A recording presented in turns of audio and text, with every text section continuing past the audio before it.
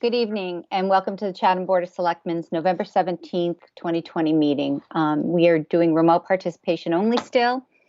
This meeting is being recorded and will be available shortly hereafter for scheduled and on-demand viewing on any smartphone or tablet device. If anyone else is recording the meeting, please notify me.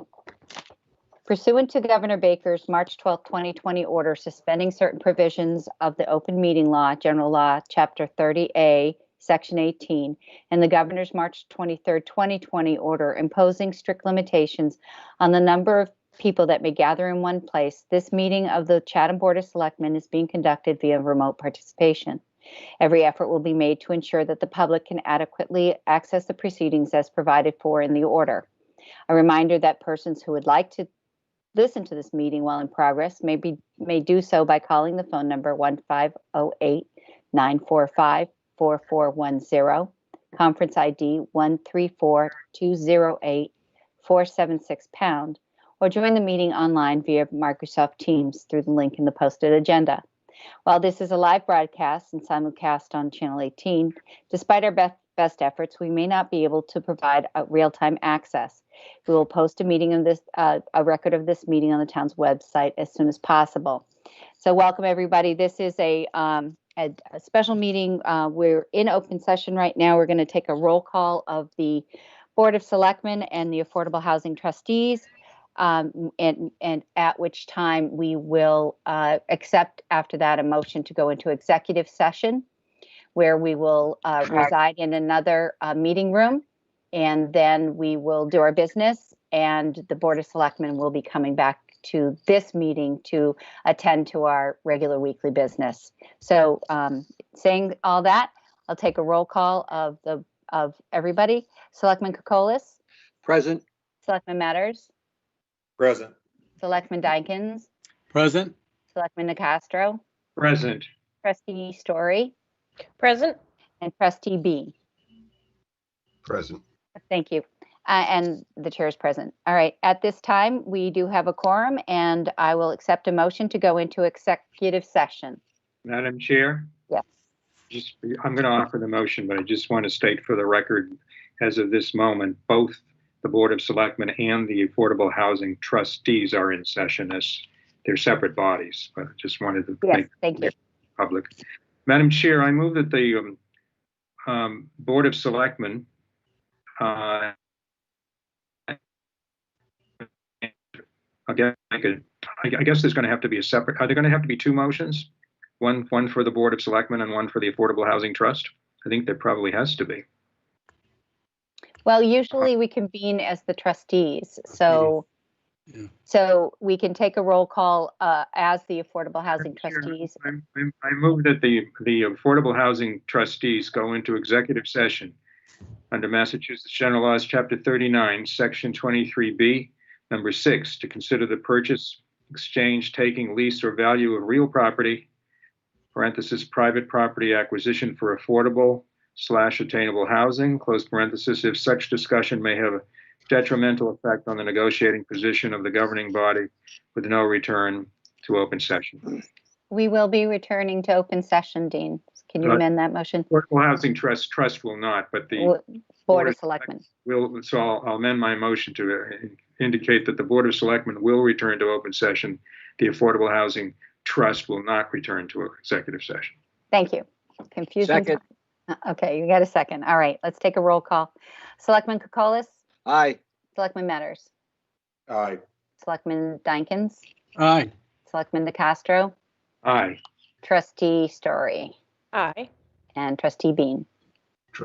Present. Aye. And the chair says aye. Okay, we're going to adjourn out of this meeting room and go into the other meeting room where we'll conduct the executive session, and then the Board of Selectmen will reconvene for the rest of the regular business in this meeting room as soon as we're finished. So if everybody just ends their meeting and goes to the next one, we'll see you there immediately.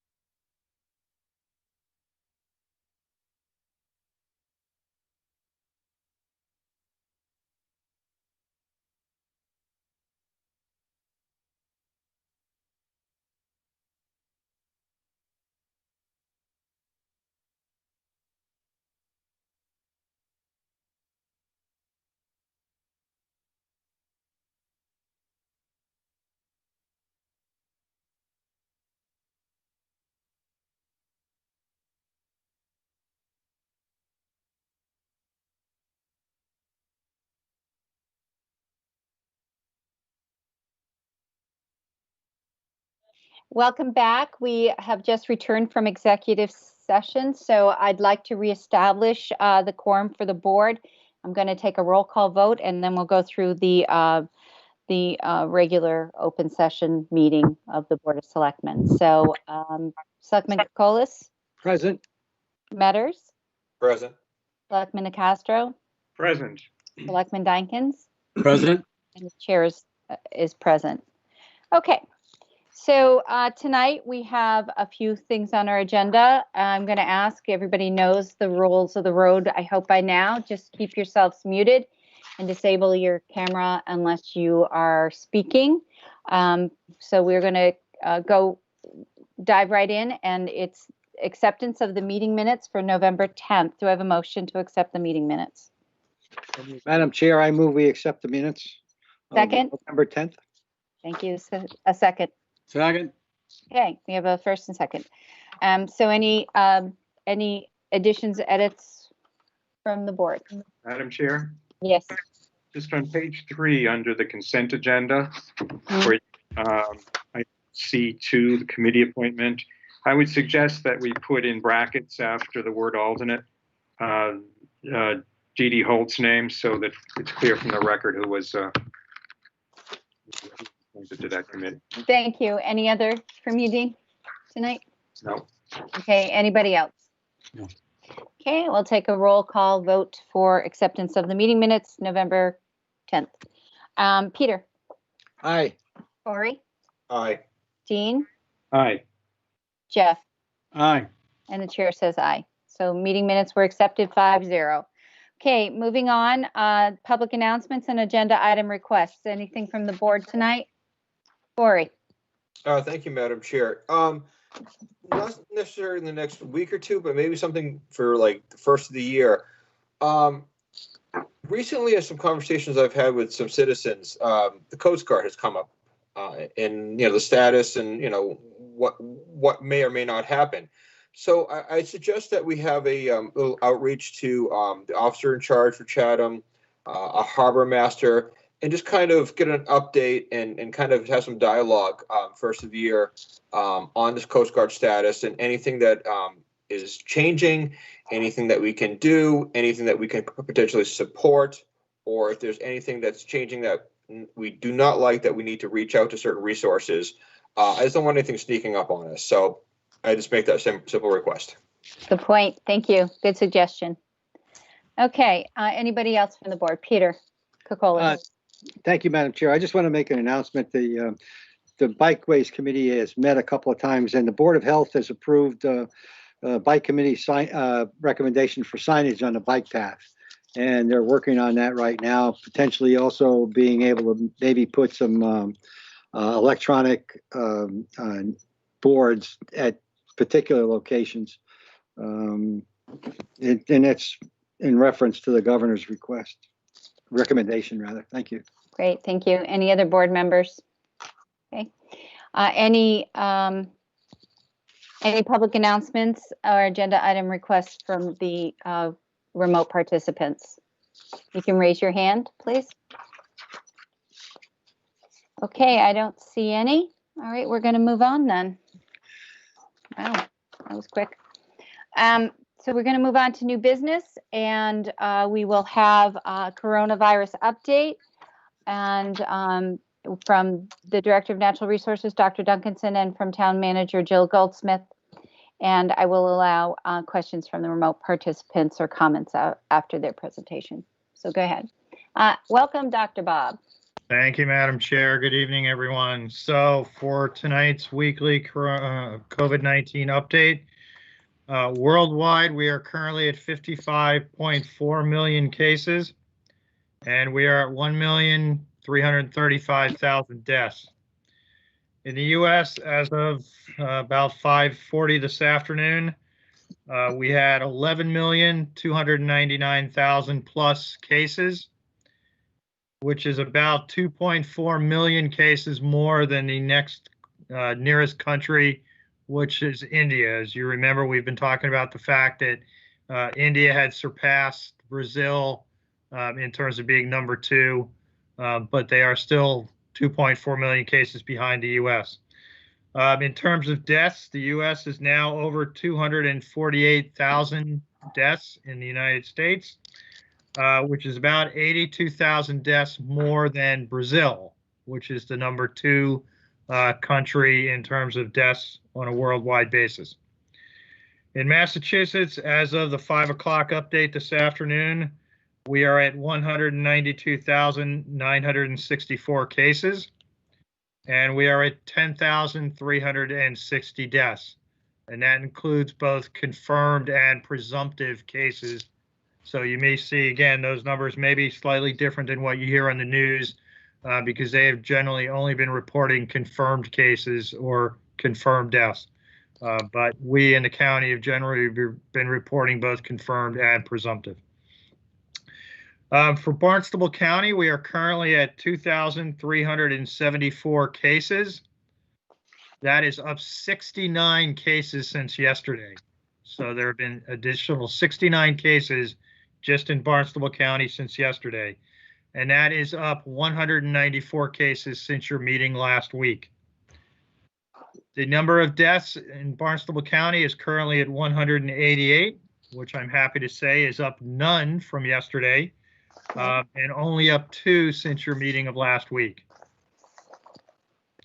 In Chatham, we are currently at 49 cases, and the 2 deaths that we've been reporting since back at the end of May, early June.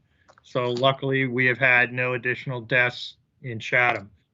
We have seen an uptick in the number of cases over the last week or so. This time last week, we were about 44 cases. We're now up to 49. So, we've generally been averaging 1 to 2 cases a day recently in Chatham, and I'll provide some more information on that just in a second.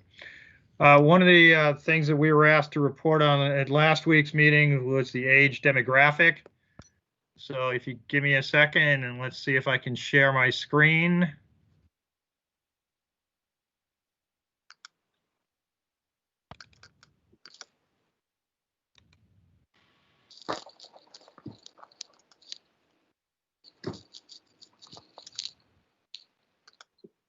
Okay, are you guys seeing a graph on age demographics? I'm not. Okay, I'm not either. It may be problematic, but let me run through the numbers. So we ran the numbers using the same age demographics that the state uses. So for the 0 to 19 age group, they currently account for a little over 10% of the cases we have in Chatham. The 20 to 29-year-old age group accounts for 22% of the cases in Chatham, and these are of the 49. This is the breakdown of the 49 cases that we've had since January 1st. The 30 to 39 age group accounts for 4.1% of the cases. The 40 to 49-year-old demographic, 8.2%. The same for the 50 to 59-year-olds, 8.2%. 60 to 69-year-olds, 18.4%. 70 to 79-year-olds, 16.3%.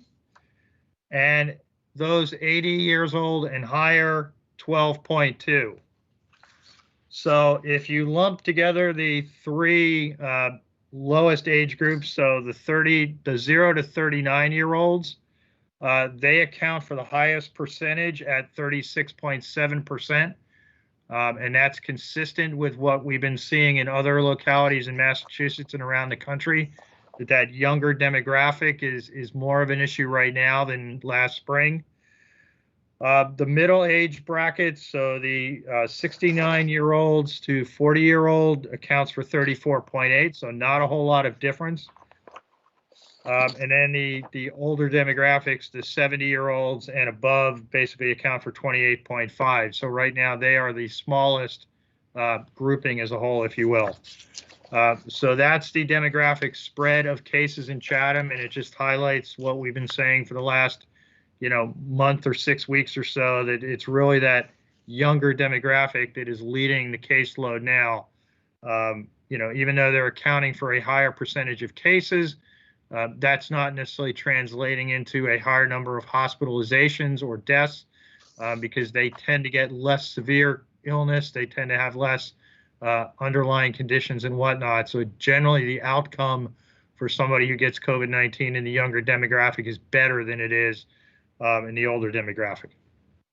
There has been some increase in cases at Cape Cod Hospital and Falmouth Hospital. Again, not a lot. We've gone from really zeros that we had a couple of weeks ago to ones and twos, you know, not dissimilar to what we're seeing in other areas of the state, that we are in that second surge, if you will, and we're starting to see that manifest itself on the Cape.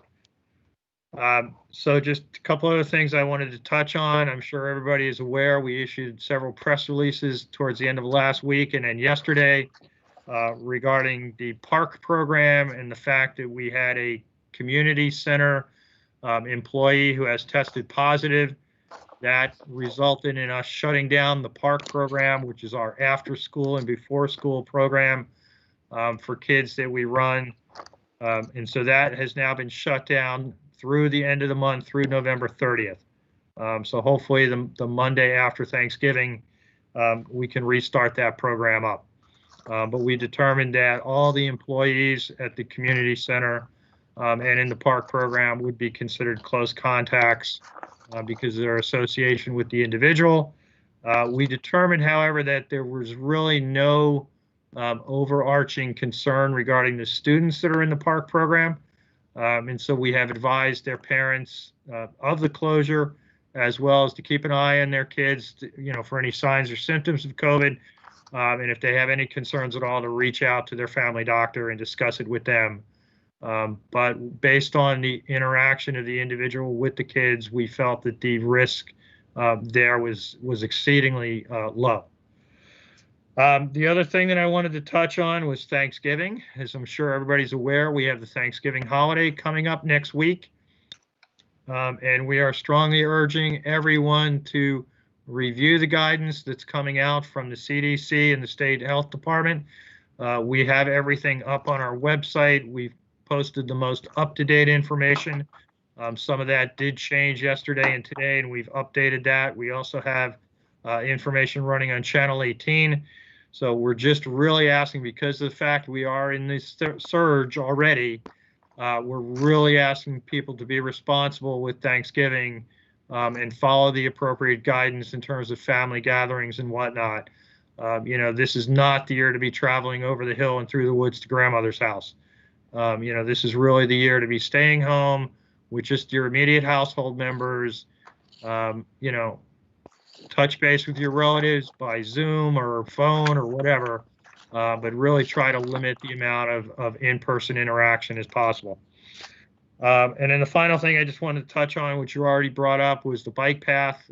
We have been in contact with the Bikeways Committee and DPW. We are going to be putting one of the electronic message boards down at the bike path parking lot just off Route 137.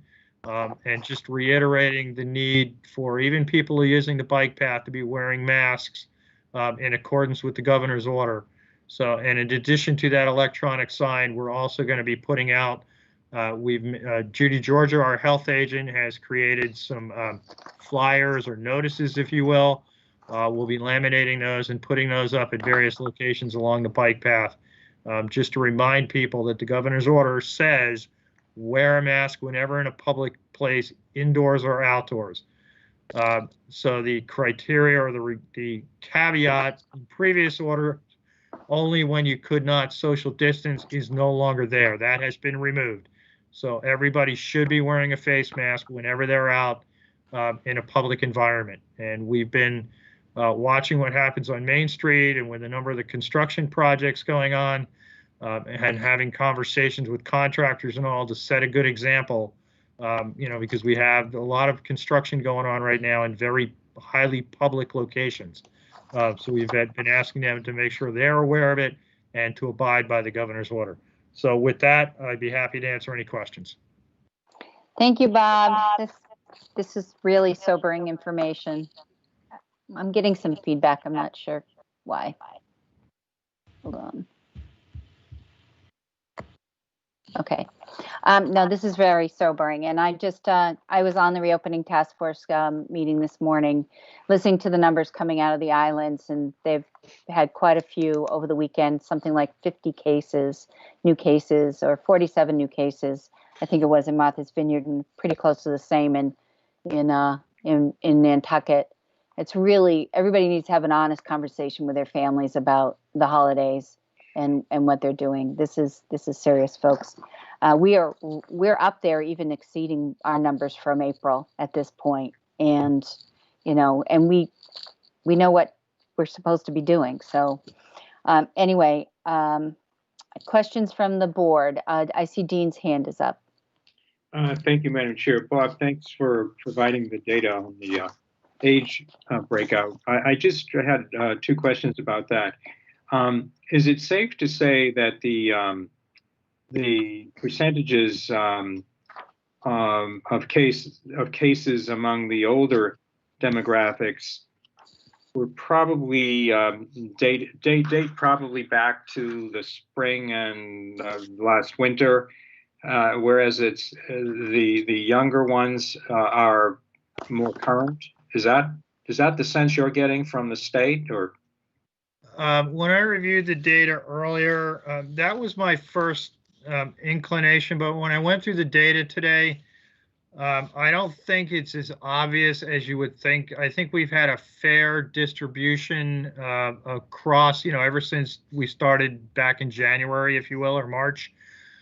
We have had maybe slightly more of the younger demographic recently, say since August. But I don't think it's going to be a huge difference. And as soon as I get a chance tomorrow, I'm going to go back and look at those data and try to figure that out as kind of the next step. But yeah, not necessarily as big a difference as you would expect. That's very interesting, and I'm surprised to hear that. But it's very interesting because the sense I get in listening to the governor and others is they seem to be putting the finger on the younger crowd and the larger numbers of group gatherings that we've seen in recent weeks. Yeah, that is definitely accurate. I think the difficulty we have is we only have 49 cases total. Yeah. So it doesn't take a whole lot to shift it one way or the other when you're dealing with such low numbers. Yeah, I mean, and these larger decisions are in the hands of people higher up than us. I totally get what Shireen was saying, and I agree with it. And I saw the graphs that were sent around by you, Bob, today. It's very disturbing to see the numbers go up. But at the same time, I hope we're not headed into another shutdown, because we saw what happened in Europe. They shut down dramatically, and the net result was they have the same problems we're having today, and they destroyed their economies in the meantime.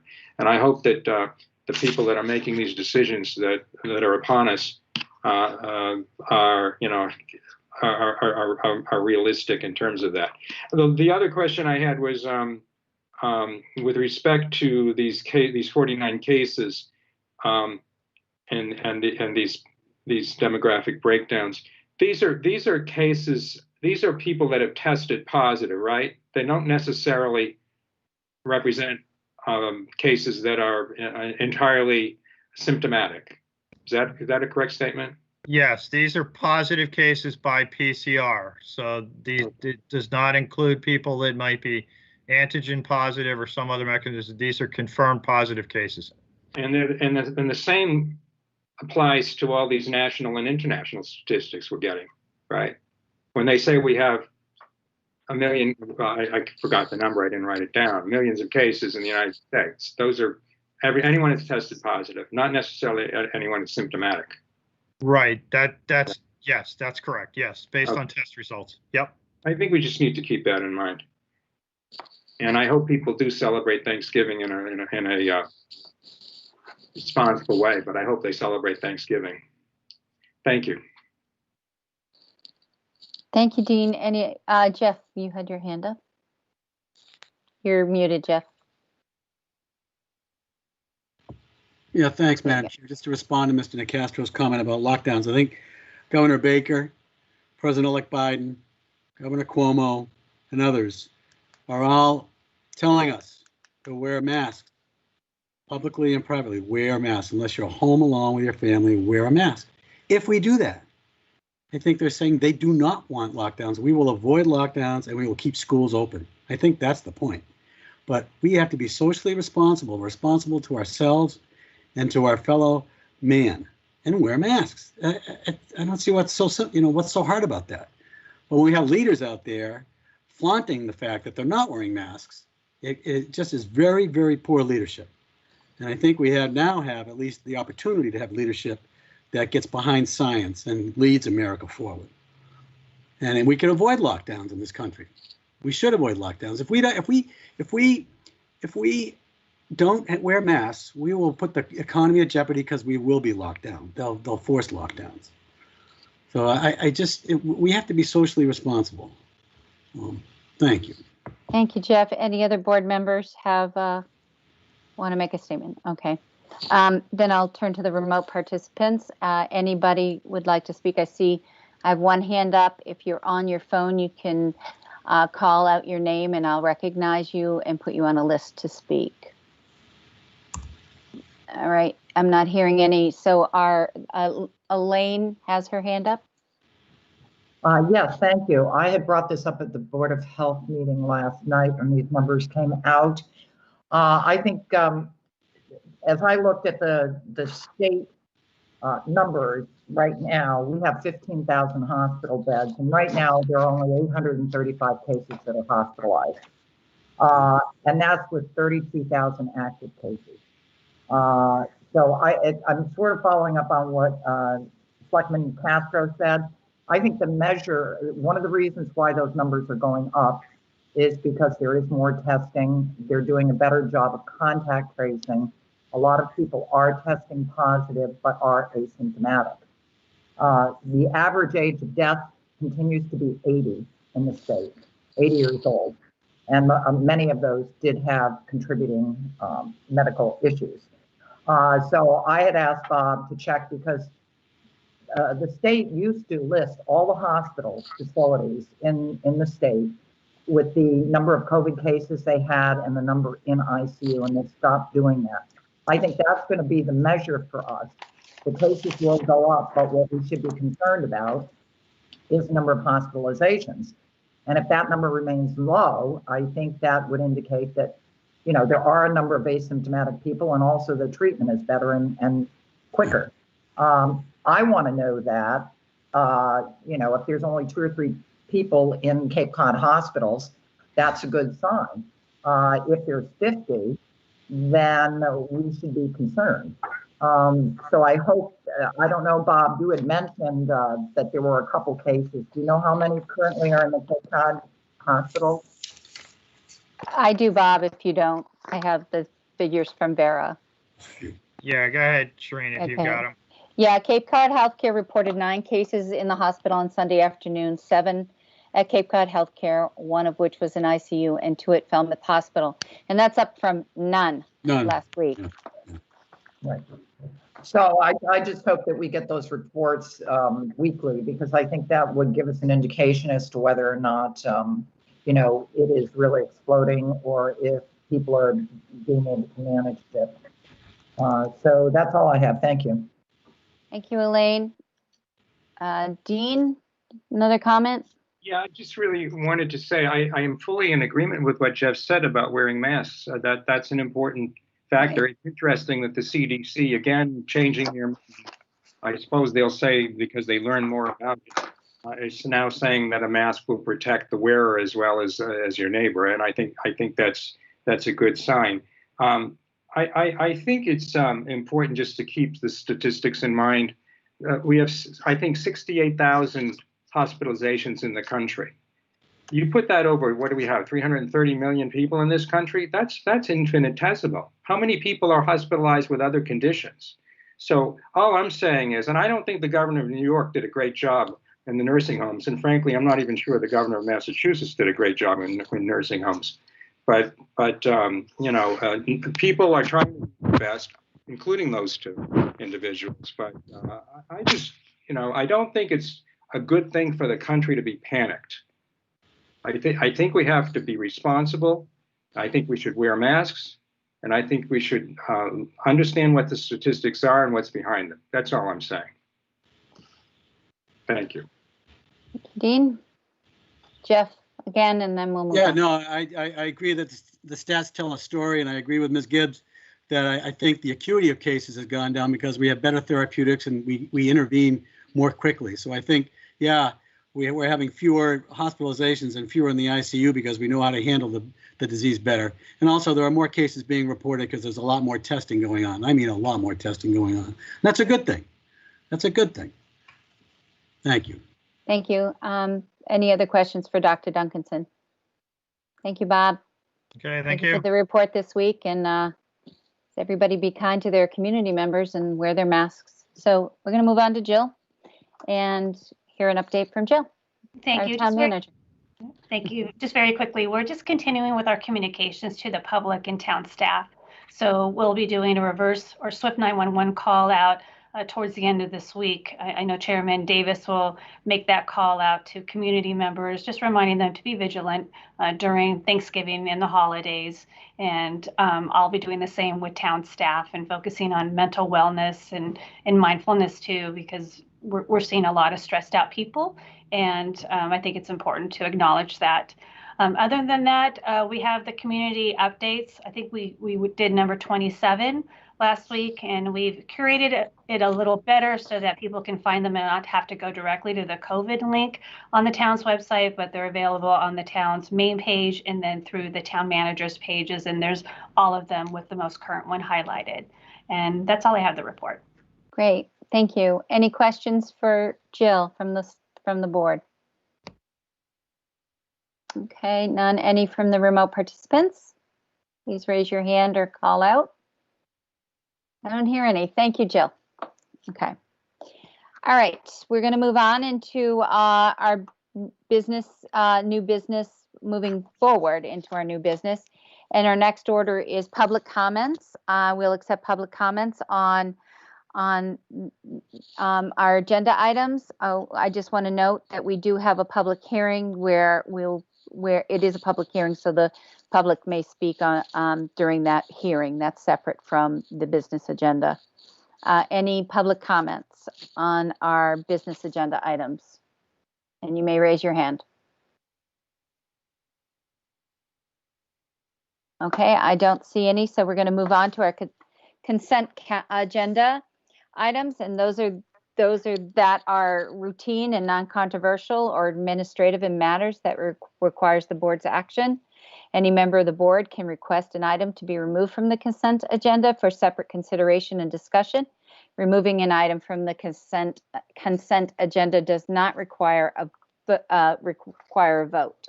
So is everybody good with making a motion on the consent agenda, which is extension of the seasonal liquor licenses as they are written in your packet? Yes. Okay. Yep. Fine. All right. We have a motion to accept. Madam Chair, Peter, I move to approve the consent agenda. Do I have a second? Second. Okay, second from Dean. I'll take a roll call. Dean? Aye. Corey? Aye. Peter? Aye. Jeff? Aye. The chair says aye. Okay. The consent agenda has been approved. All right. Our next order of business is considering a new seasonal liquor license application. It is a public hearing, so I'm going to ask our clerk, Selectman Metters, to read the hearing notification, and then we'll proceed. Thank you, Madam Chair. Town of Chatham, public hearing notice. Notice is hereby given that the Chatham Board of Selectmen will hold a public hearing on Tuesday, November 17th, 2020 at 6 p.m. remotely through the Microsoft Teams platform to consider granting a new seasonal restaurant license for all alcoholic beverages to Peter J. Higgins, DBA Dogfish Taco Company, 22 Barnhill Road. Peter J. Higgins, manager. All interested parties are encouraged to participate through the link in the posted Board of Selectmen meeting agenda. Signed, Board of Selectmen. Thank you, Corey. Peter Higgins, are you on the call? I am. Would you like me to turn my Okay. camera on? You may, please. We want to welcome you, and I see that your establishment is at Barn Hill Road, which is the Chappahoy complex. Yes, And ma'am. you're asking for an all alcohol license, which we have one for the West Chatham area. Is that correct, Shauna? That is the annual license that it's available. Seasonal licenses are pretty much at the board's discretion. Oh, where did I see that he wants a seasonal license? Oh, he wants a seasonal license, not an annual license. Okay, all right. Yes. I saw that I was reading it wrong, incorrectly. All right, and I see that you have for beer and wine, and that you have all your paperwork in place, and you also included a letter from the your landlord, I believe it is, saying that they had no issue with us permitting a seasonal alcohol license to you. Do you have any further comments before I turn it over to the board for some questions? Oh, yes. Well, thank you very much for hearing this application. My family and I are very excited to be part of the West Chatham revitalization area there. And we opened up this summer, in a very trying time in our country and in the world. And we were pretty much blown away by the response that we got from the general public and from our guests that came to enjoy our restaurant. And moving forward, one of the responses that we did get was people wish they could either have a beer or a margarita with their tacos and their food. So that kind of pushed us in the direction of applying for a seasonal all liquor license. We are applying, and we did get approval from the planning board to take over the adjacent space in the building. So we will be able to spread our given seats out to spread and be able to get that social distancing, because I do have a feeling that this is going to be around for at least another season for us. So I'll open it up to any questions from the board. Okay. I just want to clarify, this is for an a seasonal all alcohol beverage. I'm sorry, I get confused, all alcohol, seasonal, and beer and wine. All right, to clarify. All right, thanks. I have some questions or comments from first Corey and then Jeff. No real questions. It's more of a comment. I mean, kudos to you for opening this up in 2020. I mean, it was a hard environment, and now you're looking for more. So, God help you. No, I'm very supportive of this. This is locally owned, family operated business. These are the establishments that we really got to put our support behind, and allow you to prosper and add to the community. So I'm all on board on this one, and I hope you're successful with your expansion, and we get through this in another year and back to quote normal. Okay, great. Thank you. Jeff, you were next. Yeah, I'm very supportive as well.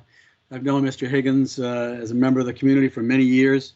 I applaud his pluck in investing in West Chatham during, never mind the pandemic, but in the COVID of construction or whatever. But it's been a very busy time in West Chatham. He was open this summer, and hopefully he had a good summer. But he'll add an awful lot to that. It'd be an anchor tenant in that development there, and I really, really wish him well and wish his family well. This is exactly what we should be supporting as a Board of Selectmen. And I appreciate his spirit of entrepreneurship. And good luck, Peter. Thank you, Jeffrey. Dean. Thank you. I too am supportive of this. I think it's a good fit for that particular location, and I wish you well. I just had one question on the application. Your previous employment, I was just curious as to what line of work you were in, because you say you were an owner and you were self-employed. It wasn't specified. I'm in the building industry also. Okay. All right. Thank you. I was just curious. But no, I'm very, very supportive of it. Thank you. But Dean, I want to make a note that Peter previously owned a restaurant in town as well, correct? Yes. Yes, he owned three. Yeah. Which ones are those? My first business in town was Monomoy Coffee. which is still there. And this next year will be its 30th season. You're probably familiar with the Blue Coral, where the Blue Coral is next to the Squire. My wife and I rebuilt that back in 1998 to what you see there now, and that was called the Dogfish Cafe. So that's where the Dogfish name came from. That's what the fishing fleet was surviving on back in the late 90s, and Shireen can attest to that. So it was kind of an ode to them. And then over in North Chatham, we had the Dogfish Cafe 2 for just one season. So that's what we had in town. Thank you very much for that background. Appreciate it. Peter, you're next. Yeah, thank you, Madam Chair. And it's not often you find another Peter around, In any case, I was interested in what you did before too, and I think it goes to the point that restaurants are a tough business just to start with. I commend you for that. West Chatham at the period of time, like my colleague said, it's a tough time to do it. It's putting the right restaurant in the right place, and I think you've done that there. I think the idea of a margarita is a great idea, especially in the summer. That period of time to control it, right? But in any case, I'm very supportive, and I appreciate your entrepreneurship also. Thanks. Thank you, sir. Okay. Do we have any questions? Jeff, your hand's up. Jeffrey? Yes, Madam Chair, I move to approve this application. We have a second? Second. Okay. Is there any further discussion from the board? Is there any discussion from the public? Any questions or comments from the public, remote participants? I don't see any. All right, I'm going to take a roll call vote on this. Dean? Aye. Jeff? Aye. Peter? Aye. Corey? Aye. And the chair says aye. And I just want to say good luck with your second year. You got big thumbs up from my grandson on your tacos. So Thank you. This summer. So good luck with everything. All right. Thank you care. guys so much, and have Good a luck. great evening. Good You luck. too. Good luck, You Pete. too. Good luck to you. All right. So we will. Do we need to vote to adjourn from the public hearing, or can we just move on? Is a matter of consensus. I always ask for Dean. Okay, we can move on from public hearing. Okay, our next order of business is our business agenda. This is board discussion items. And the first is the meeting of the Water and Sewer Commissioners, policy discussion on low pressure sewer versus gravity sewer, and a potential referral to the Water and Sewer Advisory Committee. So we are at, I think it's Dr. Duncanson. Are you? Yes, good evening, and Thank thank you. you again, Madam Chair. This is something that is relatively new in the Comprehensive Wastewater Management Plan, which I'm sure most members of the board are aware. We completed back in 2009, and we started implementation in 2010 with federal stimulus money. And we've been chipping away at it ever since. As you're aware, it's a 30-year plan. We're now about 10 years into that plan. And, topics like this have come up on occasion. The major goal of the Comprehensive Wastewater Management Plan, and I have Jeff Gregg here from our engineers GHD in case there's any specific questions that I can't answer. A major premise of that CWMP was to provide gravity sewer to as many properties in Chatham as we possibly could, as opposed to having to provide low pressure sewer, which requires a grinder pump at each property. Recognizing that, low pressure sewer for the average homeowner is basically you flush the toilet and it disappears and you don't ever have to think about it, if you will. Where if you have a grinder pump, obviously you now have a mechanical unit in your yard. You have to think about operation and maintenance for that grinder pump. You have to pay, electric bill, even though it's relatively small, about $40 a year with most estimates. But it's just something mechanical. And obviously when the power goes out, the pump doesn't run. So there's more to think about in terms of having a grinder pump. So we made the decision early on to try to provide gravity sewer to as many properties as possible. Now, obviously, there are going to be properties throughout town that, because of their individual circumstances, will need to have a grinder pump. The property is low in relationship to the road. Even if we have gravity sewer on the road, you may need to pump up from a backyard or a front yard because your property is at low elevation compared to the sewer line in the street. And, we can't get the sewer lines deep enough at every location to accommodate every individual property. If they have a bathroom in the basement or their septic systems in the backyard or something like that. Because generally we have about a 20-foot limit in terms of how deep we would go for sewers. So, if your house is down a hill near a pond or something like that, you may need an individual grinder pump to pump up to a gravity sewer. But, for the most part, we have tried to provide gravity connections to the vast majority of properties. And we've done that pretty successfully so far. With a couple of exceptions that were due to topography challenges or to floodplain challenges. For the most part, we have provided gravity sewer. However, recently, 2 streets where we did provide gravity sewer for a number of reasons, and you had the memo that was prepared that outlined some of the issues there, wetlands issues, lack of public property, or, road layout in which to site a pump station. Because that's the other thing is, it's easy to provide gravity sewer, but at the same token, you need to be able to provide pump stations because, while Chatham has topography that lends itself to gravity sewer, we can't gravity sewer from the entire town right to the wastewater treatment plant. So we have to gravity sewer to low points where we then install a pump station, and then we pump that wastewater either directly to the wastewater treatment plant or we pump it to another section of gravity sewer, and then from there, it ultimately reaches the wastewater treatment plant. So we did have 2 roads recently where we provided low pressure sewer because of various issues related to providing gravity sewer. On both of those streets, the low pressure sewer has been installed. And as a result, neighbors along the street raised some question as to why gravity sewer wasn't provided on their street in the original plan.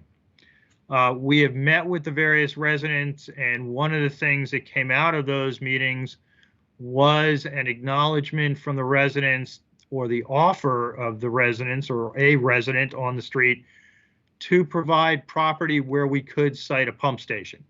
And generally that was done, and I can't say definitively because we haven't entered into easements with those individuals yet, but that they would provide that at either low or no cost to the town. In other locations where we've had to provide pump stations, we've had to negotiate with property owners, and there's been some cost attached with those pump stations, which is why we always try to locate them on public property whenever we can. But sometimes, the low area is on private property and there's no public property around. So in those cases, we do have to work with the private property owners to be able to site that pump station. So in these 2 cases, when we met with the residents on those streets, they did indicate a willingness to provide an easement upon which to locate a pump station. Something that heretofore, had not been done previously. So we've talked with GHD, and we've got a proposal from them for redesigning or evaluating whether or not gravity sewer could work in those areas, whether or not the locations that have been offered are suitable for a pump station. And then determining, because as I said, one of the issues that we have to deal with prior to making a definitive decision is, will there still be properties along that stretch that may still need a grinder pump no matter what? And that would factor into making a decision as to whether or not low pressure sewer or gravity sewer would be the appropriate way to go. So we've reached out to GHD. We've gotten a proposal from them for $88,000 to basically take a second look at these streets and re-engineer and see whether or not we can design a gravity sewer with a pump station at the locations that have been offered for one, How many houses would we then be able to pick up by gravity versus still having to be on a grinder pump anyway? And so my recommendation to you folks is that we go ahead and do that re-engineering. That re-engineering, in addition to saying whether or not we'd be able to feasibly provide gravity sewer at those locations, would also provide a cost estimate for that. Because as I indicated earlier, we've already put low pressure sewer on those streets.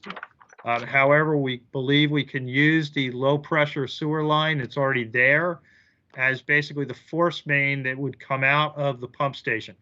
Because when you build a pump station, you have gravity sewer coming in, so you pick up the individual house lots onto the gravity sewer. That flows into the pump station. Then coming out of the pump station, you have what we call a force main. And that is where the sewage is then pumped either directly to the wastewater treatment plant or to another section of gravity sewer. So in this case, we've already looked at it and feel that we can use the existing low pressure sewer line that was already installed in the street as that force main. Because in both cases, the size of the neighborhoods that are affected are relatively small. As I indicated in the memo, there's actually 8 houses on each street that would be part of this evaluation. So we don't need a large force main, if you will, like we would do in some other neighborhoods where there's larger number of houses that are impacted. So we feel that we can reuse that sewer line that's already been installed. And so as part of the evaluation that GHD would do, they would design the gravity portion, they would design the pump station, make sure everything is going to work, as well as come up with cost estimates to install gravity sewer and the pump station on these streets. As indicated in the memo, the average cost of a pump station ranges anywhere between $250,000 and $500,000.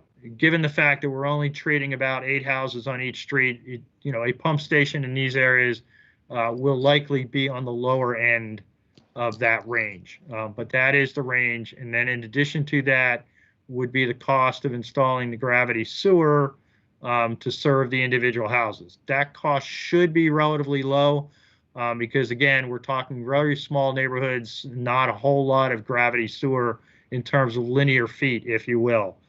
With that, and as I indicated, my recommendation is we do go ahead with this re-engineering at the cost of $88,000. We would pay for it out of existing sewer project funds. But as I indicated to you, that would not be reimbursable because engineering costs are not covered under SRF funding. So we would not be able to borrow that money at 0%.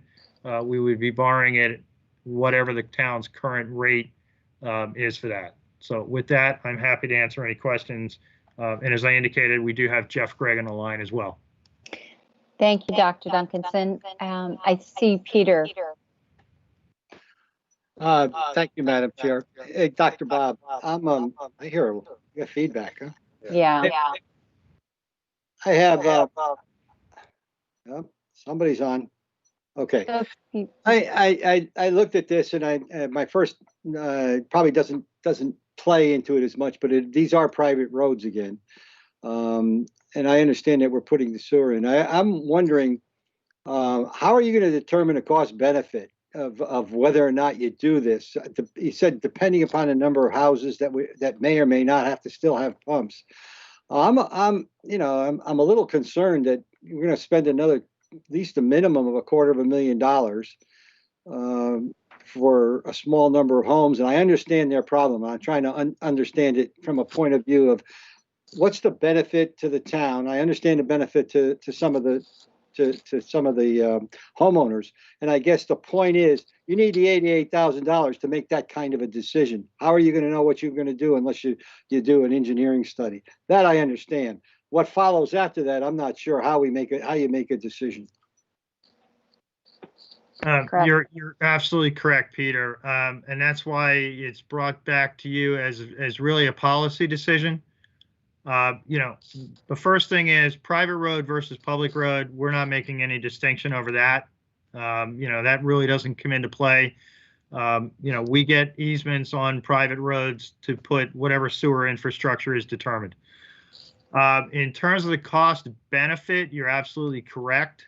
The way we could do that is we have estimates from the homeowners as to what the cost would be if they were to be put on low pressure, in terms of, each property would have to have a grinder pump. Those average about $3,000, to get the pump, and then you have an installation cost associated with it.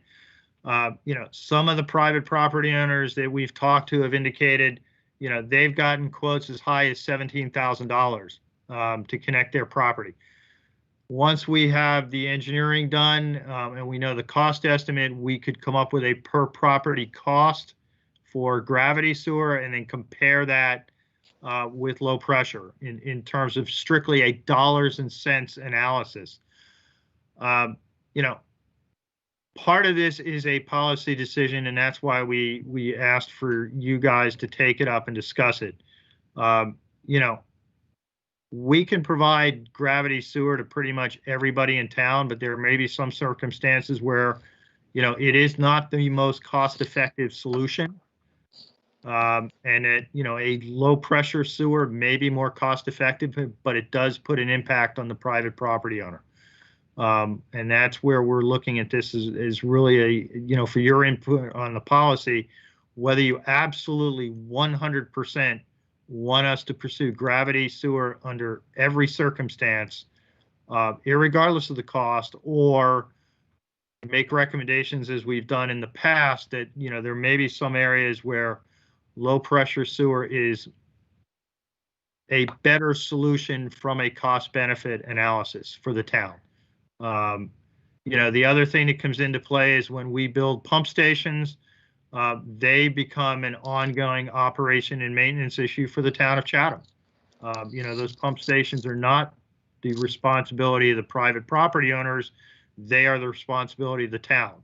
So you basically shift that responsibility from individual property owners being responsible for grinder pumps going forward to the town now being responsible for a new, another pump station, which has an ongoing operation and maintenance cost forever for the life of the station. One of the things we are evaluating right now that's come up a number of times or a couple of times over the recent number of years is the issue of grinder pumps themselves. And by that, I don't mean their quality and their effectiveness, which is very good, but there is the additional cost of a grinder pump for properties that have to have them on low pressure sewer. And again, I'm not talking about a grinder pump for an individual property that needs one because of their unique circumstances. I'm talking about when the town were to put low pressure sewer in, every homeowner along there is going to face that added cost of the grinder pump. So one of the things that GHV has been working with us on is an evaluation of alternative ways to fund the grinder pump portion so that the individual property owners don't face that increased upfront cost. And one of the things we're looking at is the town procuring, let's say we have a street with 10 houses on it, that's going to, more cost effective to put low pressure sewer in as opposed to gravity. The town could potentially buy those grinder pumps because we can negotiate a better deal with the vendor rather than each individual property owner having to go out and basically pay retail for a grinder pump. One way to mitigate some of that cost is for the town to go out, buy the grinder pumps at a discount, if you will, and we can also negotiate things like longer warranties and a better grade of equipment and things like that. And then we could provide those to the individual property owners through some mechanism. In terms of compliance with procurement laws, maybe we sell them to them for $1 or we sell them to at our cost. Those are the kind of things we're evaluating right now. Other towns have done that. Barnstable's done it. Falmouth has done it. However, they've been dealing with much larger numbers of grinder pumps than we're anticipating. Falmouth just did an area where they had upwards of 600 grinder pumps because they were dealing with a relatively, long, narrow neck that was relatively flat and didn't necessarily lend itself to gravity sewer. On these two examples, we're talking, 2 streets with 8 properties each, so 16 grinder pumps. All told with our entire system, we're barely approaching the number of grinder pumps that, say, Falmouth had in one area of town. So that's why we've been doing our due diligence, working with GHD, working up some of those numbers. We do have a bid document that's pretty well ready to go out on the street to see if that's a more cost-effective way of getting the grinder pumps and take some of the pain off the individual property owners.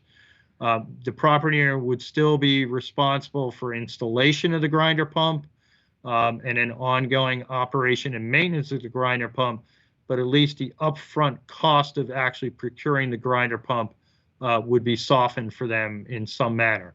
One of the other things we're discussing is, we do have a number of areas where, as I indicated, property owners, we've put in low pressure sewer already, and property owners have already paid for the grinder pumps.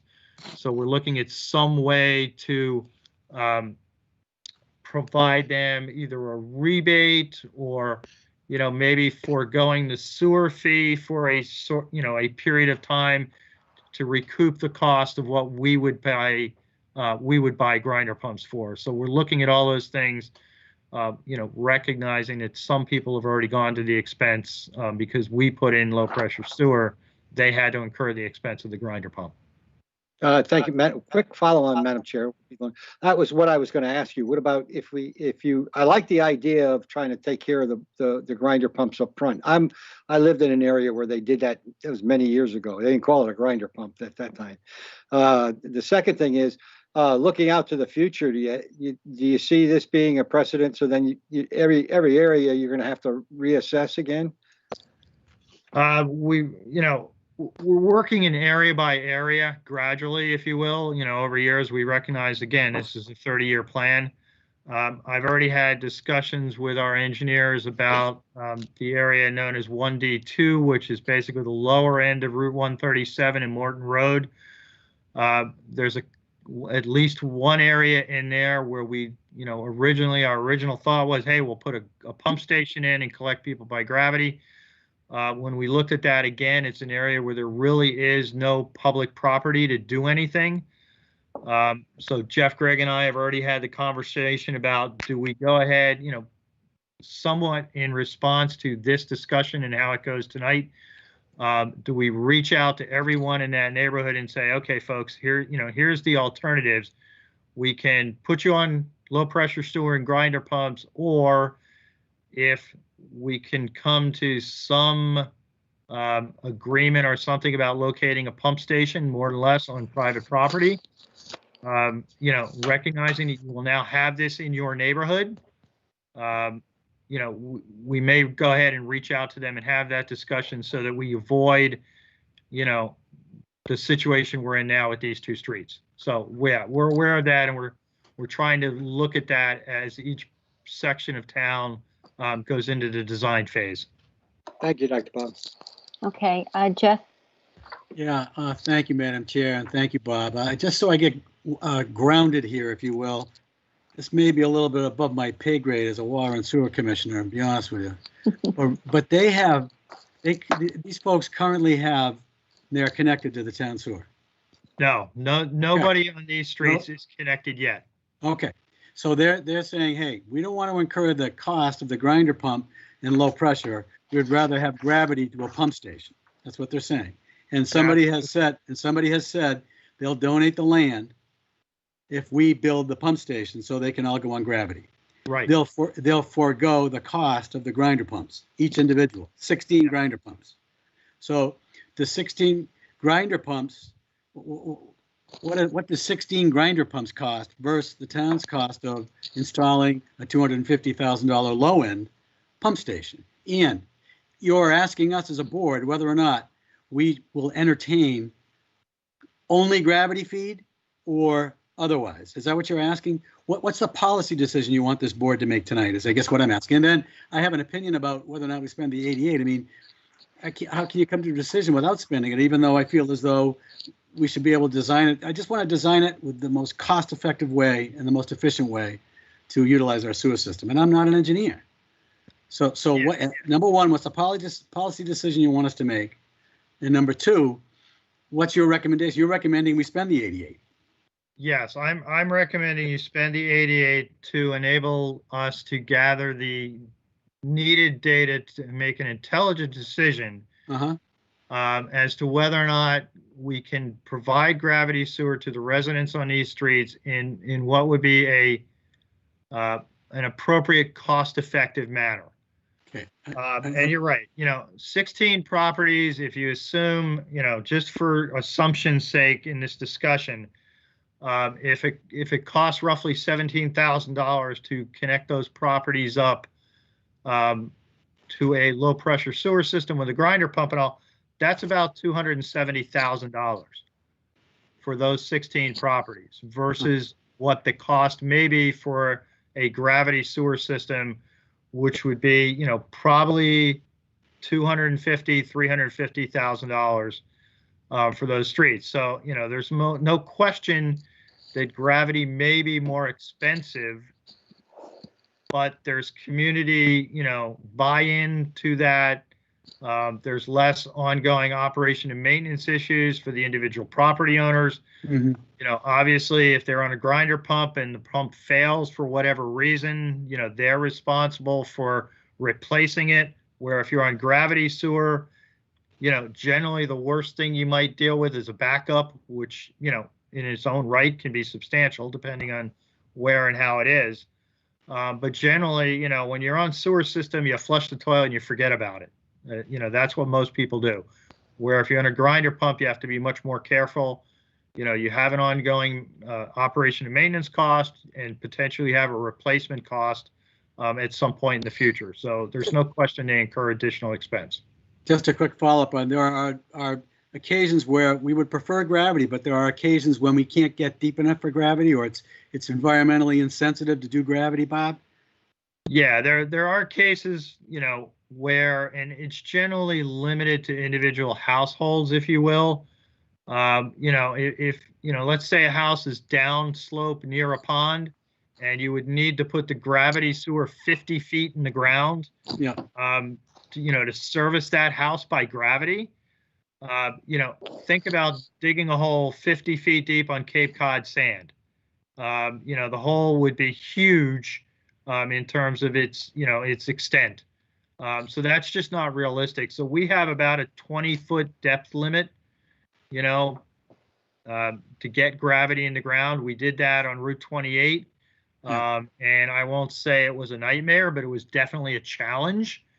To work that deep in the Cape Cod sands, because, like any hole you start digging in sand, it just keeps collapsing and getting bigger and bigger, So just back to my original question, the policy issue that you would like the board to discuss and opine upon or vote on this evening is gravity where we possibly can and grinder pumps only when necessary. Is that what you're asking us? The policy decision is really to what extent you want us to pursue gravity sewer in areas that may present a significant challenge, like these two neighborhoods where we don't have any public property. It's a small number of households, and frankly, it may be more expensive to put gravity in than it would be to go low pressure sewer for the town, but it does put more of an impact on the individual property owner. Okay. Thank you. Dean? I think Corey was ahead of me, Shireen. Okay, Corey. Sorry, Corey. Oh, fine, fair enough. I'm just trying to wrap my head around this also. So this is a situation we really haven't experienced before. So this is a new topic for us. And if I'm following, previous conversations, it very likely could come up again on another area of town. We don't know how many properties and to how many residents, whatever. So we're really in a situation where I think we need to spend the $88,000 to get a grip on this particular situation, But by spending the 88,000, will help us kind of create some criteria to understand better future situations like this, that we have some idea of how to approve or how not to support, future projects. I mean, we don't have any set criteria for approving this. We're just kind of flying by the seat of our pants on this one. Like, we obviously want some numbers to kind of support, the decisions we're going to make, but we don't have any formal criteria that we're working with. You don't. We do, in terms of the fact that we use sound engineering criteria to design the most cost-effective sewer system. Okay. Which is the way we always should do it. Okay.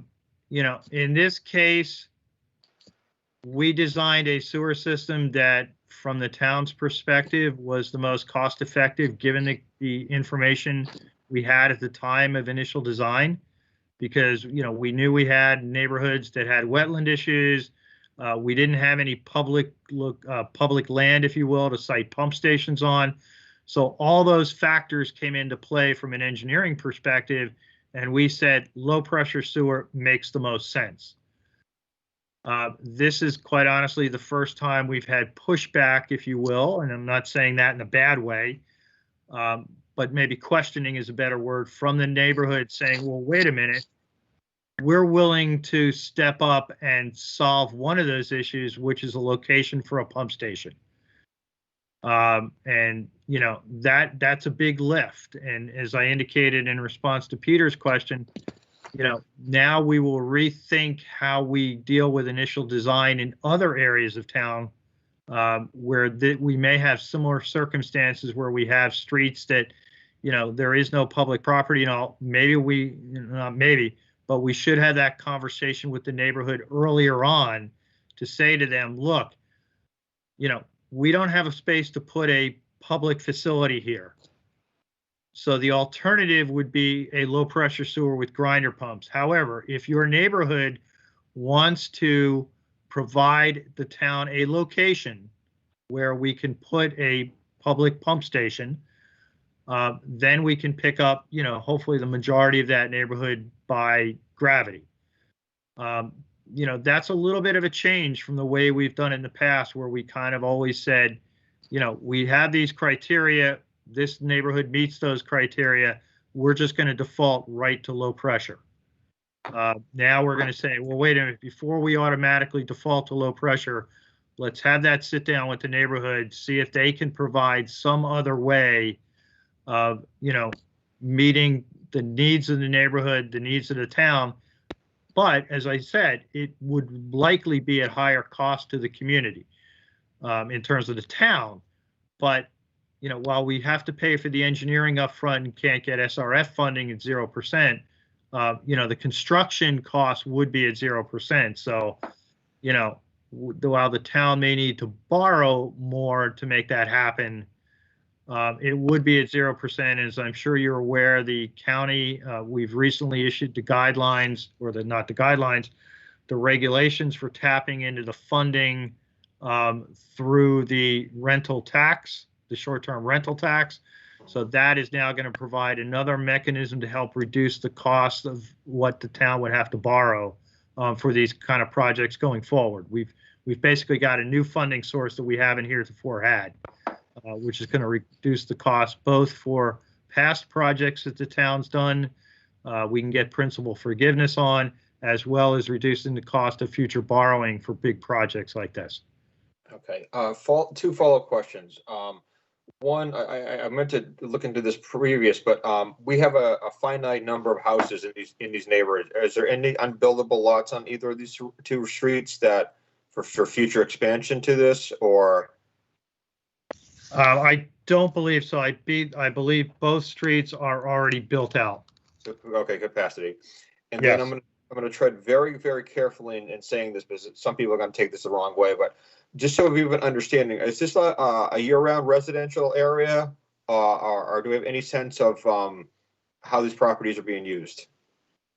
I would say that both neighborhoods are a mix.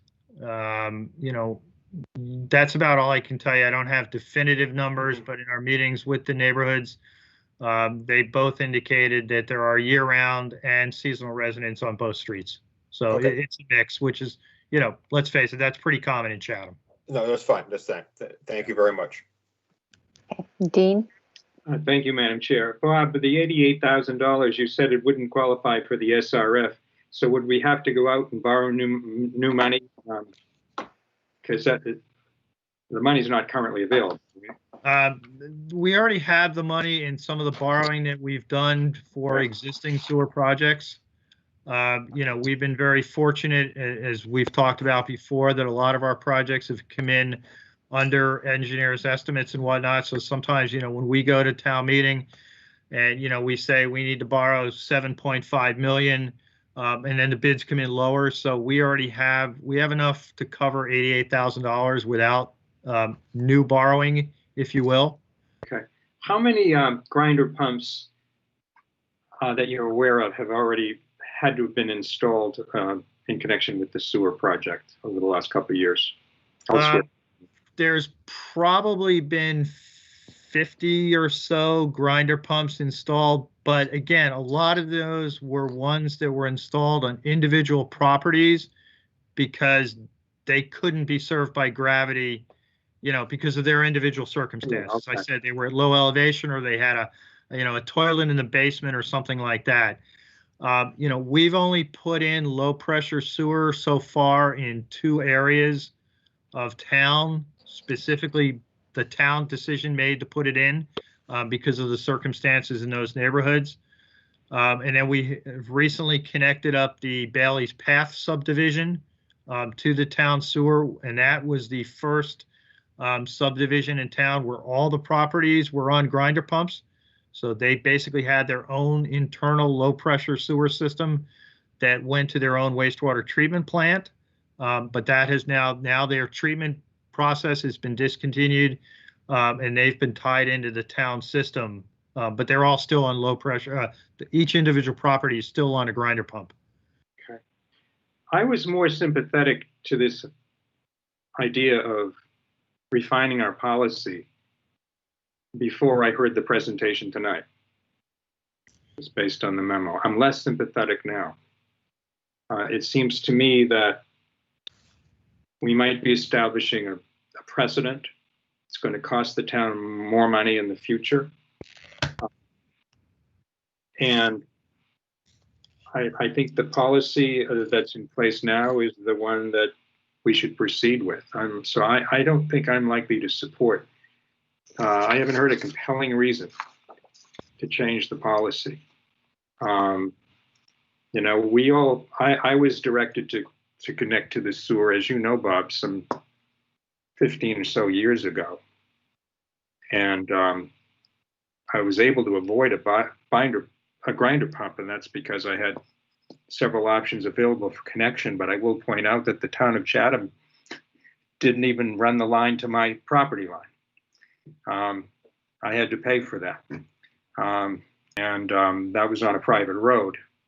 But that was the only connection that allowed me to have a gravity sewer. So that was my choice. I could have gone on another location. So I guess my point is that, we own our properties. We take them with their benefits and their disadvantages. And the town has made a conscious decision to sewer much of the town.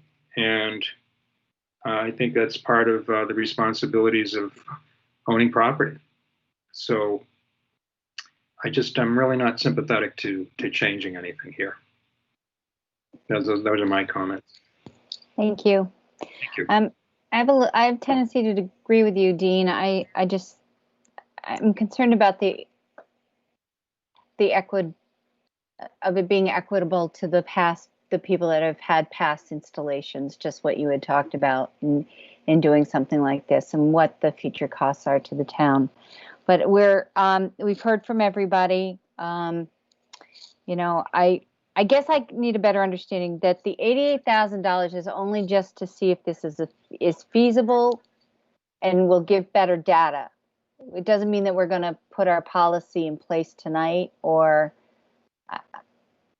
Or are you asking two things, to fund a feasibility study, but also to have us have a policy change? No, the $88,000 is only to get us to additional information to determine whether or not gravity sewer is feasible, how many people can we pick up, can we locate the pump station there, and then a rough idea of cost. And then we can bring that back to you for reconsideration. Have those better costs, because that's when I think, the real decision would need to be made is, would we want to spend that additional cost through the sewer project? Because that would require new borrowing and all.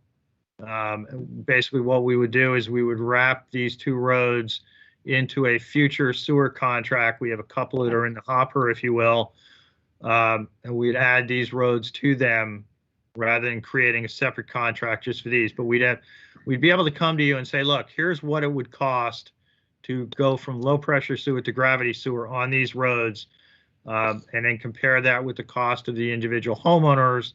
Estimates for connection to low pressure sewer, if you will. Keep in mind, each homeowner will still incur a cost even to connect to gravity. But the expectation is, those costs, there would be some savings by switching from low pressure to, by switching to gravity from low pressure. Okay, thanks. Jeff, you had your hand up. You're muted again, Jeff. Yeah, I just have a quick question for Bob.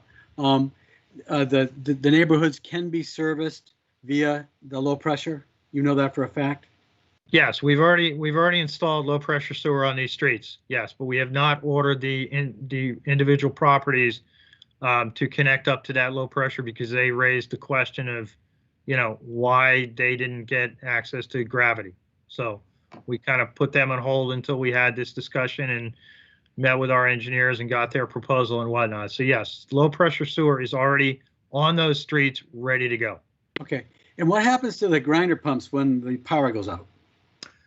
The grinder pumps go off. And I'm sorry, I'm not being facetious, but they're electrically driven like anything else. Grinder pumps do have a storage capacity in them, so, our recommendation to most people, and you have to keep in mind, when the power goes out, your dishwasher stops, you're not doing laundry, you're not doing all those things that generate a lot of water. Obviously, your toilet will continue to flush because we have emergency generators at all of our water pump stations, so you still have water to the house. Yeah. But generally, the only thing that you're generating wastewater with is your toilet.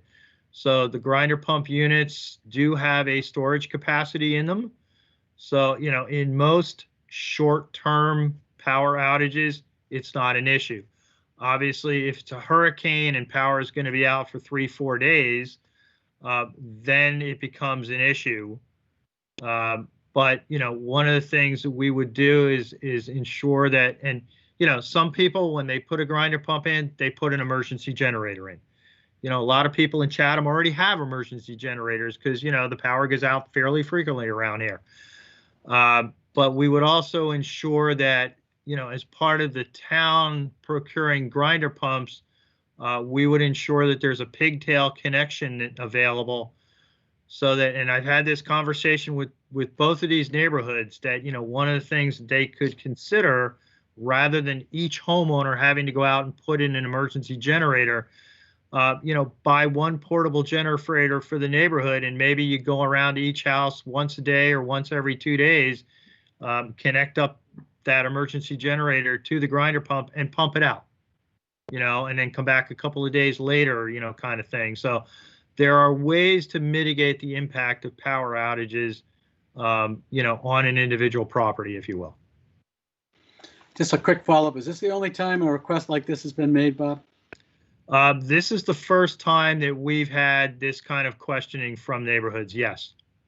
Okay, thank you. Yes. Okay. Peter? You're muted, Peter. Just a quick follow-up. When you if we approve the $88,000 and you come back, will you also have a little discussion about some of the thoughts you've been talking about as far as grinder pumps and purchasing them in the future, or trying to give a discount or something, or getting them at a discount for the customers? And also, if this is the first, it won't be the last, in my mind. Yes, the short answer to both of your questions is yes. We'll be ready to come back to you on the grinder pumps. We'd hope to do it sooner, but obviously COVID just kind of, interfered with some timing here. And, if depending on how this goes, I would hope that we would not necessarily have to come back to you in the future, because as I mentioned earlier, we would have this reach out to potential streets that might be affected in the future sooner, to see if they're willing to provide a pump station location, that kind of thing. So that, very early in our design process, so that hopefully when we do finalize the design, we've already got the buy-in from the neighborhood. So hopefully we can avoid having to come back and redo something a second time. And that's our intent. And we've already had that discussion with GHD about, which streets should we be thinking about doing that for now as part of the 1D2 contract. Because I said, we do have a couple of streets there that are very similar to these. But hopefully we could head it off the pass, if you will. Okay, thank you. So anybody want to make a motion, recommendation?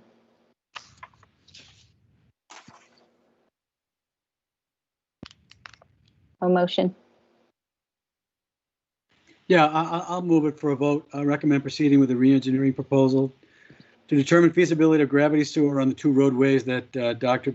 Duncanson has presented, and get relative cost, related cost estimates. I'll move that. Okay. Do I have a second? Peter, if you're seconding, I can't hear you. Yes. Okay, we'll take a vote. Roll call. Jeff? Aye. Peter? Aye. Dean? No. Corey? Aye. And the chair says no. Okay, it is passed 3-2. All right, thank you, Dr. Duncanson. Thank you very much. We'll All come right. back to you when we have the work done. Okay, thank you. All right, the next on our agenda is a roadway water project update. Our Director of Public Works is here to give us update on our various projects around town, obviously. And Tom, welcome. Good evening. Thank you, Madam Chair. Just a quick update. West Main Street, Route 28, West Chatham reconstruction project. They're currently complete. They completed approximately 75% of the full depth reconstruction on the Bond Hill rotary in that area. They've also completed about 70 to 75% of the curbing in phase 1 of that section as well. They're currently working on the second roundabout, which is the remaining 25% of the full depth reconstruction. Their intent was to try to have that paved this Friday, or start the paving this Friday. It looks like they're backed up with a little bit of the rain that they had this week, trying to do the full depth reconstruction. They are moving along. I did receive a letter from them today requesting that they are looking for permission from the Board of Selectmen to work on Saturday. They would like, because of the long range forecast, it's calling for rain 3 out of the 4 days next week. And they're looking to try to pave both the base and the binder on Saturday, and complete that. And that way there, everything is paved, and the 2 footprint of the roundabouts are completed before Thanksgiving. That's something I would respectfully ask your permission for them to do. With respect to the utility company, there's still 2 poles. The only outstanding utility work is the 2 poles that are remaining. They pulled one of the poles that was remaining, which is in that general area by Bond Hill Road, and those have to be removed, but it won't affect the paving. The paving consists of, between the base course and the binder course, approximately 1,200 ton. It would take a full day's worth of work, similar to when they did the paving on the Barn Hill section. So it would be an 8 to a 10-hour day to get that all completed. There was some minor conflicts that we had with respect to curbing being set. I have met with Mass DOT out on site. I've sent them copies of the correspondence that I received from several of the residents in different areas. The areas that were in question were the Post Office, West Chatham, George Ryder South, also the job lot entrance, as well as the issue that they had with the trailer that was hauling cars. Based on my conversation with the police that were on duty that night, apparently there was some attention that wasn't being paid to the new roundabout. Once they backed him back out, he went around the rotary just fine. But to avoid that from happening again, because they hadn't completed the, they put the T100 curbing that's mountable, that inside that there'll be, I'm not sure if you have my packet in front of you, but there's a drawing on page 2. It shows the curbing that's the T100 that I'm talking about. If you look at the drawing at station 105, you'll see the double edge line around that circle. That's the mountable curbing, and then inside that you'll see a brick pattern, which is the stamped concrete. That is what the trucks, we based the design so it would handle a WB60, which is the largest vehicle that comes in that area for deliveries for the airport as well as the town's fire truck. And that's supposed to ride on that area. And because that wasn't completed, the truck that was coming in didn't stay within the roadway area and went over that. They've since put the temporary gravel in place, and they've assured the town that moving forward, if they don't get the stamped concrete in place before the onset of winter, they will pave that temporarily for the winter months. However, we did approve the concrete at the beginning of this week on Monday. There's an area set up aside in the parking lot area of job lot where they had done a pour for that concrete. So that has been approved. So now it's just a scheduling on their part of things to get that squared away. So I see that that being set up either for the concrete or the pavement. I'm not sure if it's something that you want to entertain a vote to let them pave on Saturday or not, or what the board's pleasure is on that. That would require us to notify all the abutters immediately, all the shops, and have the contractor go and make sure that they're all aware that this would be happening on a Saturday. With the rain coming on, they're talking about on Monday, Tuesday, and they don't work on the half day before the holiday. They don't work the holiday and the Friday after. So that would preclude the paving of that taking place, especially with 3 days of rain that's potentially on the chart for that. So. Okay, Tom, it looks like the forecast is changing a little bit. Okay. But I just wanted to ask you, did anybody get any feedback from the businesses prior to see what their feelings were about paving on Saturday? No. Any conversations with them? No, like I said, I received this today, the email from the state, and I had my budget with Jill and Alex today, and other Zoom meetings already scheduled. So by the time I got this email, I didn't respond back to them because I felt that I was coming tonight before you, that it would be more appropriate to get your permission before going back to them. So. All right. And so just to go back to the truck issue that created quite an uproar, I guess, on social media. It was about just the construction was ongoing. It wasn't a design flaw. It was simply just the construction issue. That's correct. Okay. And they've said that in an email back to us that they're fine with their design on that, and once it's all completed, there shouldn't be any issue. So. Right. We received that correspondence from the town manager too. It was a good explanation. She, as put it in her, I think she put it in her community update last week. It's in the project update, obviously. Yeah.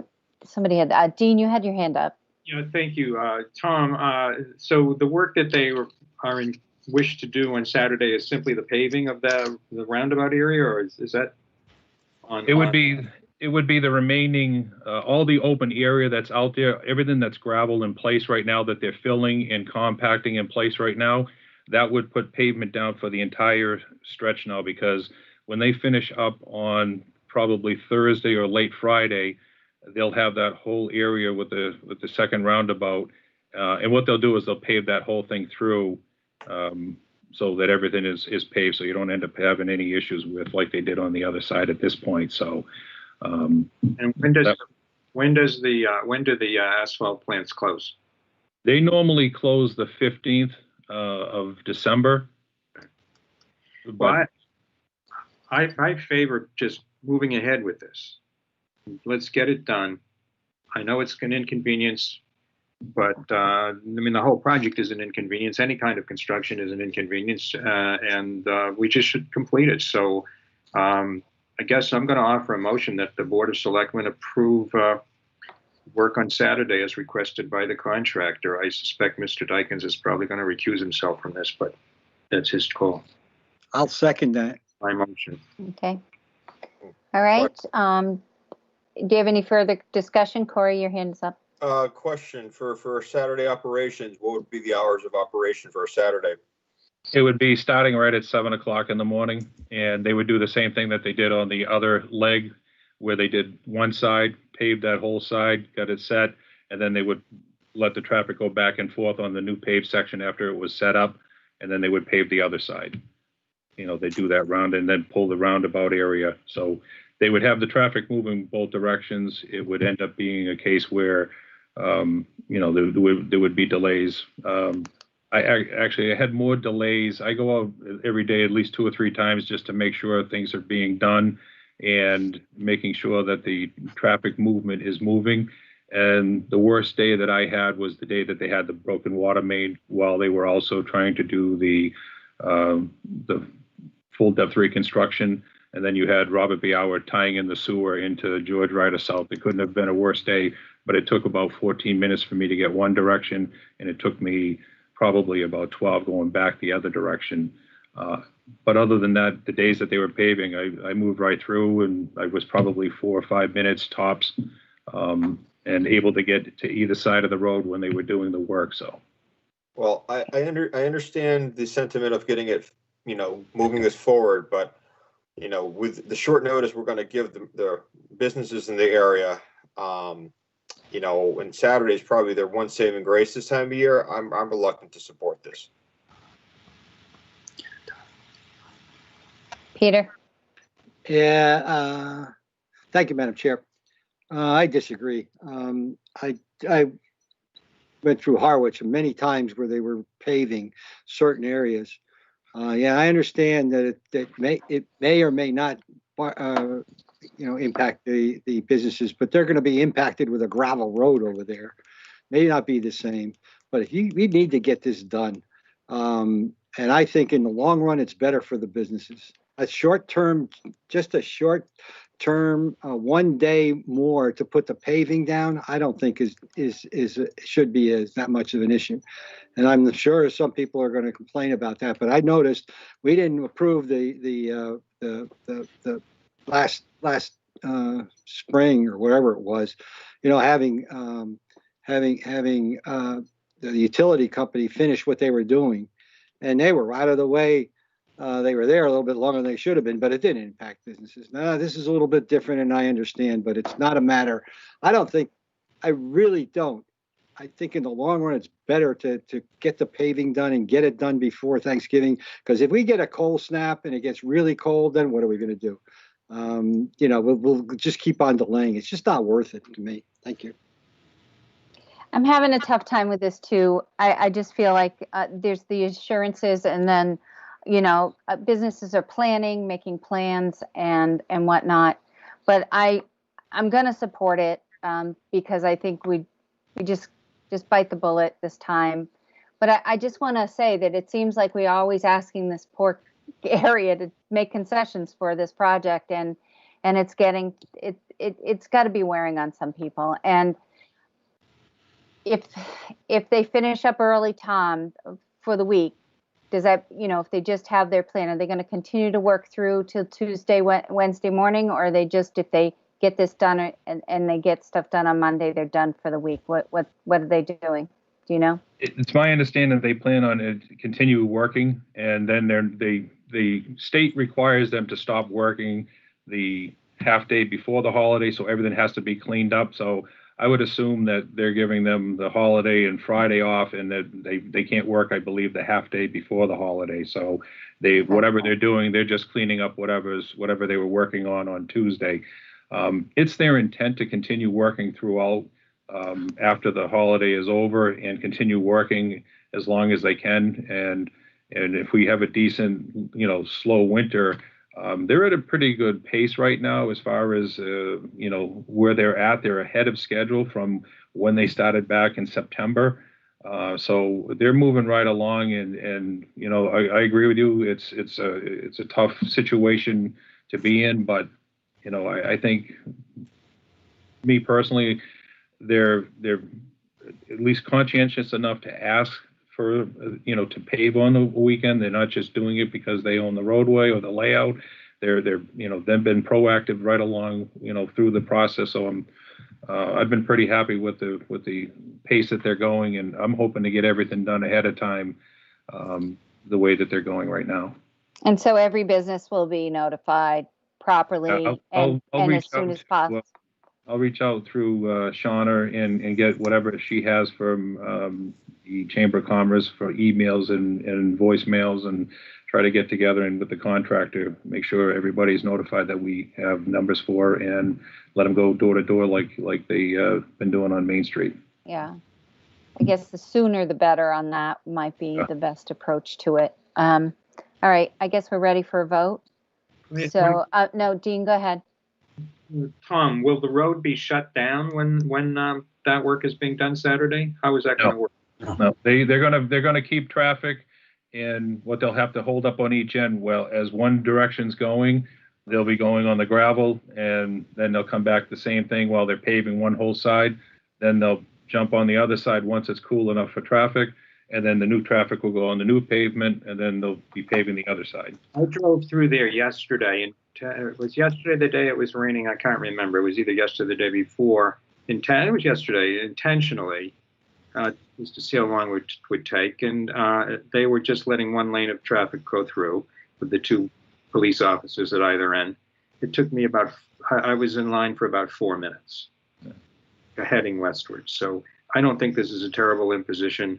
I think we've accommodated the businesses considerably. Peter brought up the historical point from last fall. I think, we expressed ourselves and we had different opinions on that, but I think it's the right thing to do. So thank you. Okay, let's take a vote then, if everybody's ready. Jeff, you've recused yourself, is that? I abstain. Yeah, abstain. Okay, Peter. Peter? Sorry, Madam Chair. Aye. Corey? Nay. Dean? Aye. And chair says aye. All right. Do you want to move on with your presentation? Yes. Thank you. Right now, Cross Street, they completed all the full depth reconstruction of Cross Street. All the utility work is completed. The curbing has all been set now in accordance with ADA compliance. They started to backfill and put the new gravel in place for the sidewalk area. Their intent right now, after our conversation, we're trying to go ahead and get Main Street completed and paved by Friday. So they're going to try to double up and try to get as much of Cross Street re-graveled and fine graded and ready for pavement, so they can start paving that hopefully on Friday as well. The intent is to get Main Street binder done in conjunction with part of that Cross Street. I did hear from the contractor today that Cross Street that he has already got somebody on board, which is great news. He's hired an independent contractor to raise and cement all the structures to the 1.5-inch finish grade so that we can place the road pavement. His intent is to complete the sidewalks this year and the top course of the roadway and hire this subcontractor to come in and raise all the structures and with red clay bricks and cement that are required in accordance with state standard.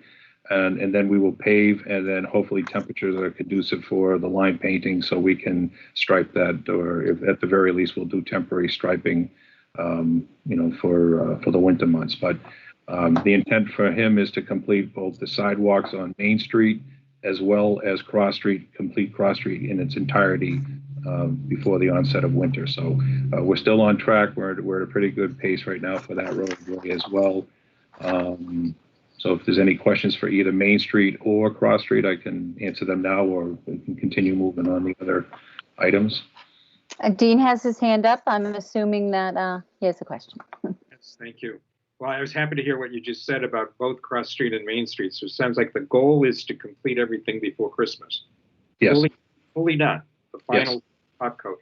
If that can't be done, you mentioned Main Street's going to be attended to first. If it can't be done on Cross Street and you're going to raise the structures, you're going to have a temporary coat on Cross Street, so you're not injuring your tires on the new structure, on the raised structures. That's correct. We're going to go ahead. The intent is not to raise the structures till we know we're ready to pave and the sidewalks are done, so we don't have to have the dodging of the manholes and the gates, water gates, gas gates, etc. That'll be sticking up 1.5 inches. So. Okay. Well, I certainly appreciate that Cross Street and Main Street, but Cross Street in particular has been at least passable for the last month or so, and I think that's been appreciated in the neighborhood here. Thank you. Great. All right. Any other comments on this section about Cross Street? Okay. We can move on. The water main projects that were also in conjunction with the sewer projects, we have completed Heritage Lane. The testing and chlorination bacteria sampling has been done. The pressure testing is all passed. They're getting ready to start the services out there. Nob Hill, they just completed the remaining water connection. So now everything's looped through. We put 3-way gates, so we have the ability to backfeed yet another area that was not able to be done before. We have approximately 17 services on Nob Hill, and we have, I think, 39 on Heritage. With everything the way it is right now, we're hoping to finish all this work by December 14th, the week of that. They'll be paving the temporary trench paving out there for the winter. We'll go through a freeze-thaw cycle, and then come springtime, we'll do the milling and overlay on that roadway that was going to be part of the sewer project. Okay. Bridge Street, I just received the plans in late this afternoon. I stamped them probably about 2:30 or so. I'll start reviewing those probably on Thursday or Friday. I anticipate that the work that was done between GHD and Weston and Sampson, as you may recall, the sewer was going to be part of Phase 1E, and because of the permitting required for that force main sewer, permitting was going to take longer. We've already replaced the gas main out there. Our intention was to replace the drainage that's basically not in good working condition. The roadway floods over during high tide and larger storm events. We're going to pick up the roadway and try to fix that issue as part of this. So our intent is to do the direct drilling for the water, repair that section, and then replace the water main from the new bridge heading back to Stage Harbor, and then reconstruct the road right after we do that. So I'm hoping to have this out to bid by December. I'm going to review the plans, get the plans and specs are pretty well almost set on that project, and we're hoping to start the project in the early spring, March, April, shut down for May, and then finish the remaining after we get all the boats that are coming out of the water and using that area, and we'll complete the roadway probably in the fall. So we're not jeopardizing any of the people that utilize that area for the summertime. So So you're starting the construction tentatively in March? Is that what you're saying? Well, we'd like to do the direct drilling. We'd like to start some of this work and get as much as we can get done in the early spring before the second week in May be done, and then shut down for the summer season, and then start back up in the fall. So we'll probably do the reconstruction of the roadway. The problem with this street, it's a little bit different than most because when we did some test holes out there, we found that the top course of pavement had never been performed out on Bridge Street. And what they did was they put geofabric right underneath the binder, and it melted to the binder course. So I can't have that roadway pulverized because it'll break the machines that normally grind up the roadway and you reuse that material. So I have to go ahead and had to write it into the contract so that they can peel off that first layer, the binder course. And so it's a little bit longer process, but it's going to be done the right way and make sure that the construction is completed in a timely fashion. So. Okay. All right. Any questions? Okay, go ahead. Proceed. The water bottle refill stations were totally completed, and we're just waiting for the signage. Once we put the signage up on all 3 locations, I think there's a check waiting. I think that Paulette and Judy from the health department are going to be meeting for some photos and stuff to take with those so that they can get the checks back to the town and back into paying for what we did to connect the water. Kroll Road intersection, I received a call from the gas company yesterday, and we've been waiting for them to do the relocation that's required down.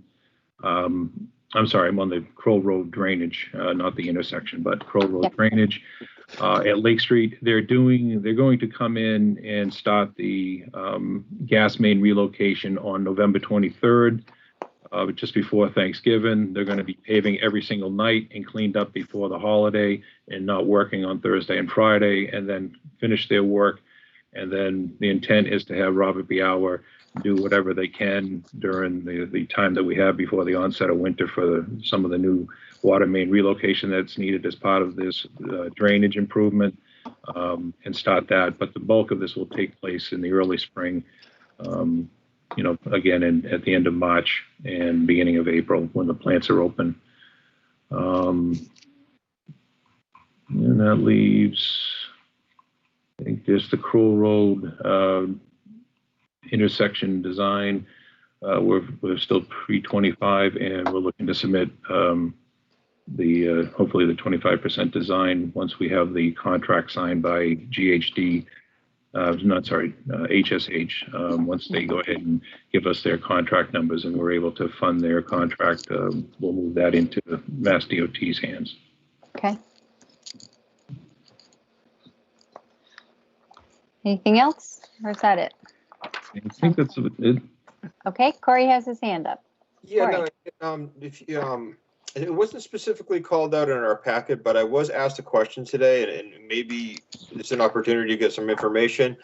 Is there any status on the work that's been done, or has been done in the Vineyard Ave area? That was inquired by a citizen today to me.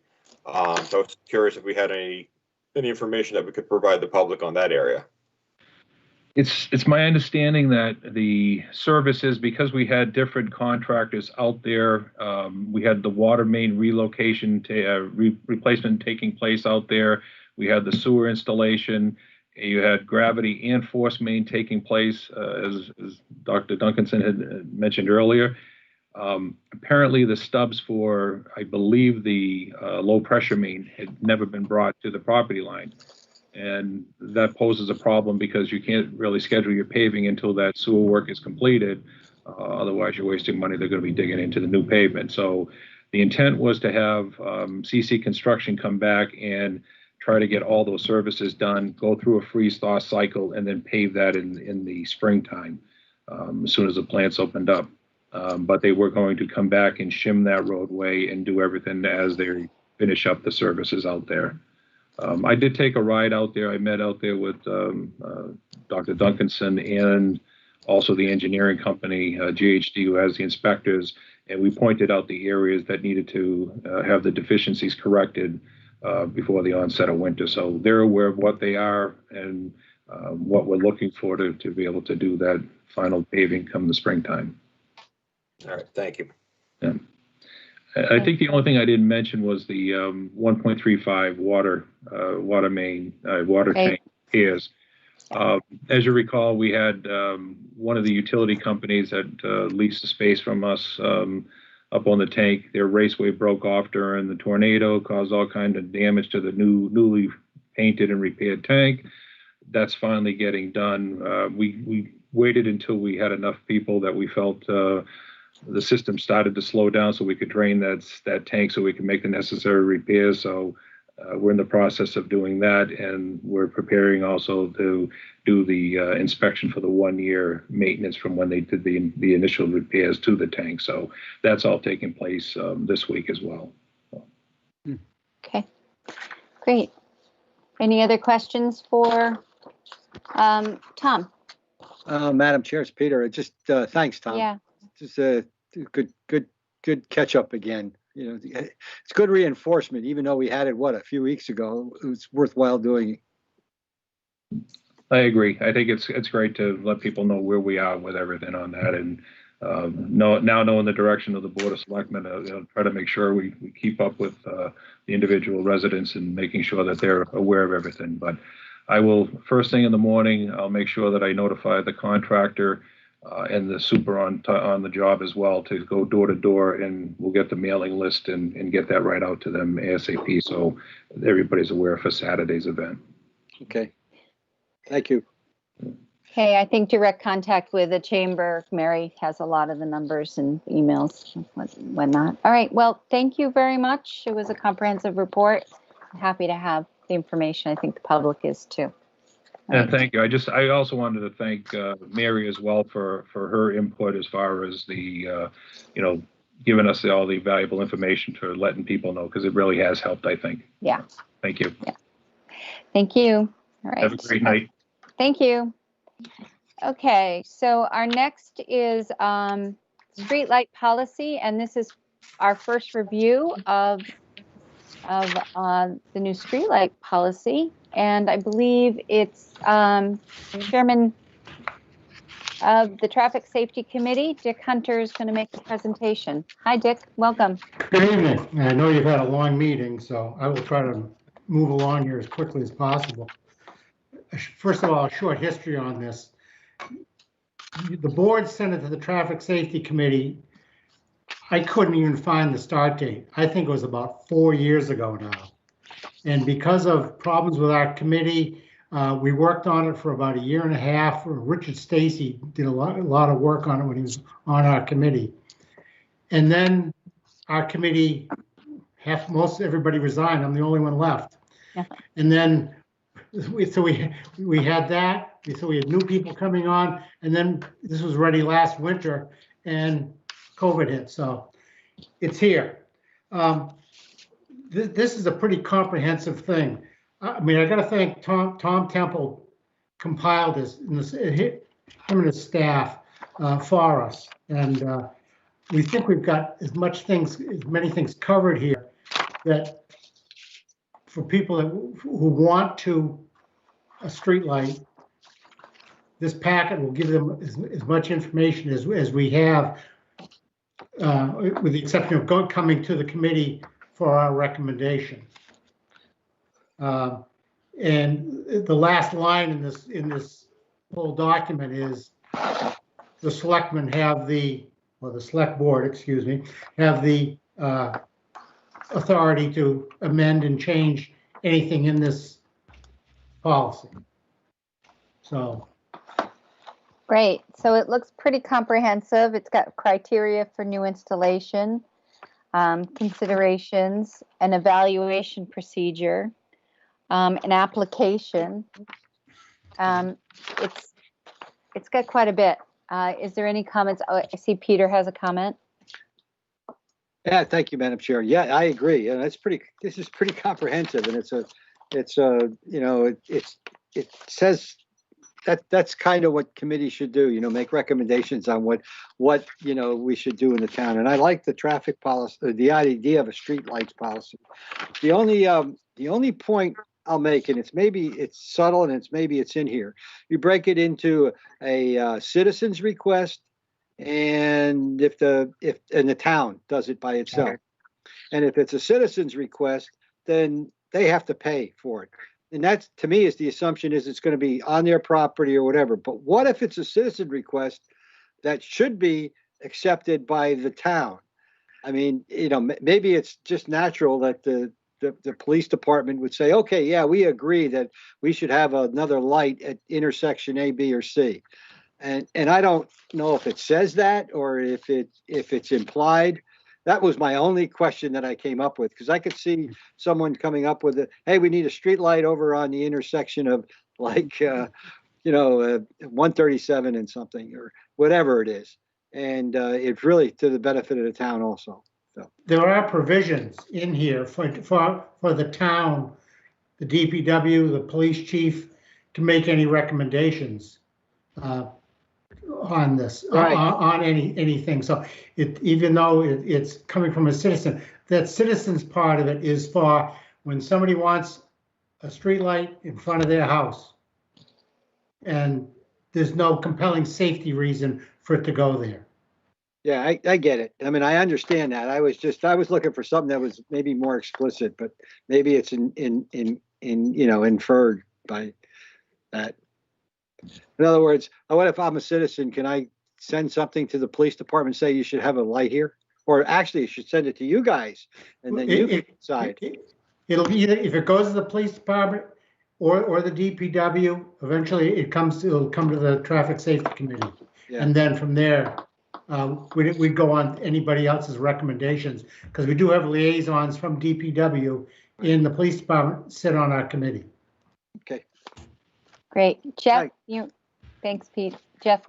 Yeah, thank you, Madam Chair. I thought it was very comprehensive. Mr. Hunter, thank you very much for your work and for the committee's work. Peter touched on an example that I think I experienced the other night. We took a walk from Rockland Trust down to the lighthouse. It was at night, and it was kind of a rainy night. But when we got to the corner of Shore Road and Main Street, the eastern reach of Main Street and Shore Road, it was pitch black. So we said to each other, boy, we could use a street light here. I swear to God. It's like, so when I saw this policy being presented, I was going to bring it up. So I don't know. That's the end of Main Street. Is that Route 28, Shore Road? Is that us? I don't know who that is. If that's the state, then we could really use a traffic light right at that corner. At night, it is really dark. You can't see a thing. So Tom just popped up, so I think he has a comment.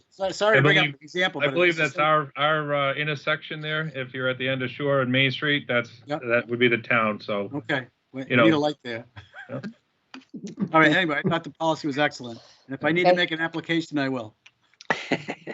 That's the beauty of this. At least you can look and point them in the direction, because we have had applications in the past where it was on privately owned roadways, and they wanted it because they wanted to light up their driveway because the kids have a basketball net, and we try to explain to them that the town doesn't like a lot of lights, and they don't Home Depot. Plus, we were also appreciating the sidewalks down that neck of the woods, Mr. Temple. Thank you. Yeah, they're nice. Yep. Dean, your hand is up. Yeah, thank you, Madam Chair.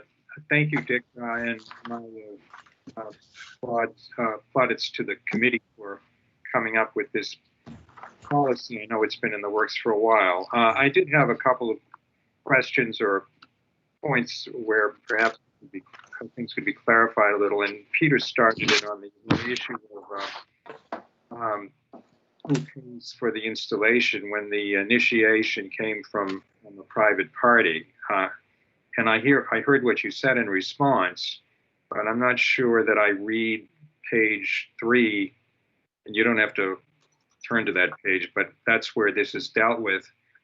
Applicants requesting the installation shall bear the cost. You do a distinction between a situation where the location would be something that would benefit the town as opposed to private property. So I just think perhaps the language could be a bit more specific, clarified a little bit to articulate what you just said, what you said a few minutes ago. Secondly, also on that same page, in the middle is a paragraph 3. This has to do with procedure. It's a long paragraph, but it ends with the sentence, the evaluation shall be submitted to the Traffic Safety Committee for action. I think it's probably implicit, but it might give people some comfort if you were to add there some language that makes clear that the determination, the consideration and deliberation and the determination by the committee would be at a public meeting to which the applicants have been notified. I think we do that anyway. Yeah, all our meetings are public, and they're always, all applicants are notified of our meeting. Okay. So yes, that's already done. Yeah, I just didn't see that in there. I know that's what you do, but I didn't see that. You might want to think about adding it in. Among the considerations on page 2, you say, this is C, improve safety of pedestrian crossing. Would that also include pedestrian passage on the sidewalk as opposed to just crossing a street? Or maybe that's what you mean, both. That's more a crosswalk, I think. Indication is what, if I remember correctly, when that section was done. But it could be sidewalk also. Yeah, people just walking along the sidewalk, it might be in the town's interest to light up, as Jeff was saying there a moment ago. And then my last comment is under the exemptions, and you say that various things are excluded. I assume you mean excluded from the policy, as transportation infrastructure projects, state right-of-way layouts, private subdivisions, private roads are excluded from the policy. Is that what you mean when you say they're excluded? Correct. They don't fall. They do not fall under this policy. Okay. Okay.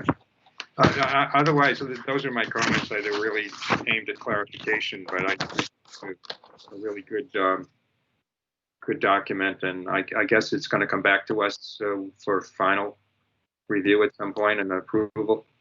Yes. Yes. Okay. Thank you. Tom. Thanks. Thank you, Dean. Tom, you had another comment?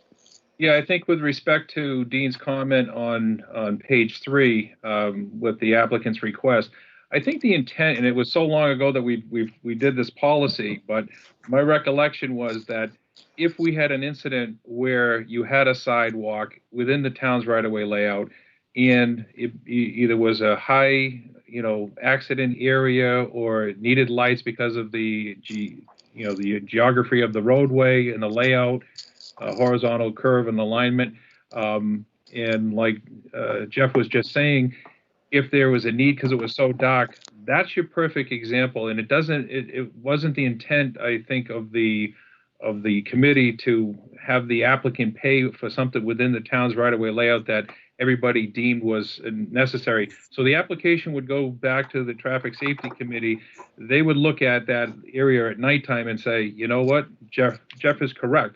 I think we need to light up this for those people that are walking, and it's a safety issue. And then our recommendation would come back to the Board of Selectmen for you to vote and approve a street light to be installed. That, I believe, was the intent back when, umpteen years ago when we did this. So I think that's, the direction I think we were trying to get with that item. Perhaps you could just thank you for clarifying that. Yep. That's all. Thank you, Tom. Any other comments from the board? Anything further you need from us, Mr. Hunter? No, we will take those and work on those revisions and bring this back to you. Wonderful. Thank you very much for your work. You're welcome. Okay. We're going to move on. That completed our business agenda, and we're going to move on to public comments. And I'll accept people raising their hands for comment. And we just check. And anybody who wishes to speak that is on a phone, we don't have anybody on the phone. Okay. I see that Elaine has her hand raised. So go ahead, Elaine. Thank you, Madam Chair. I have a comment on the West Chatham corridor.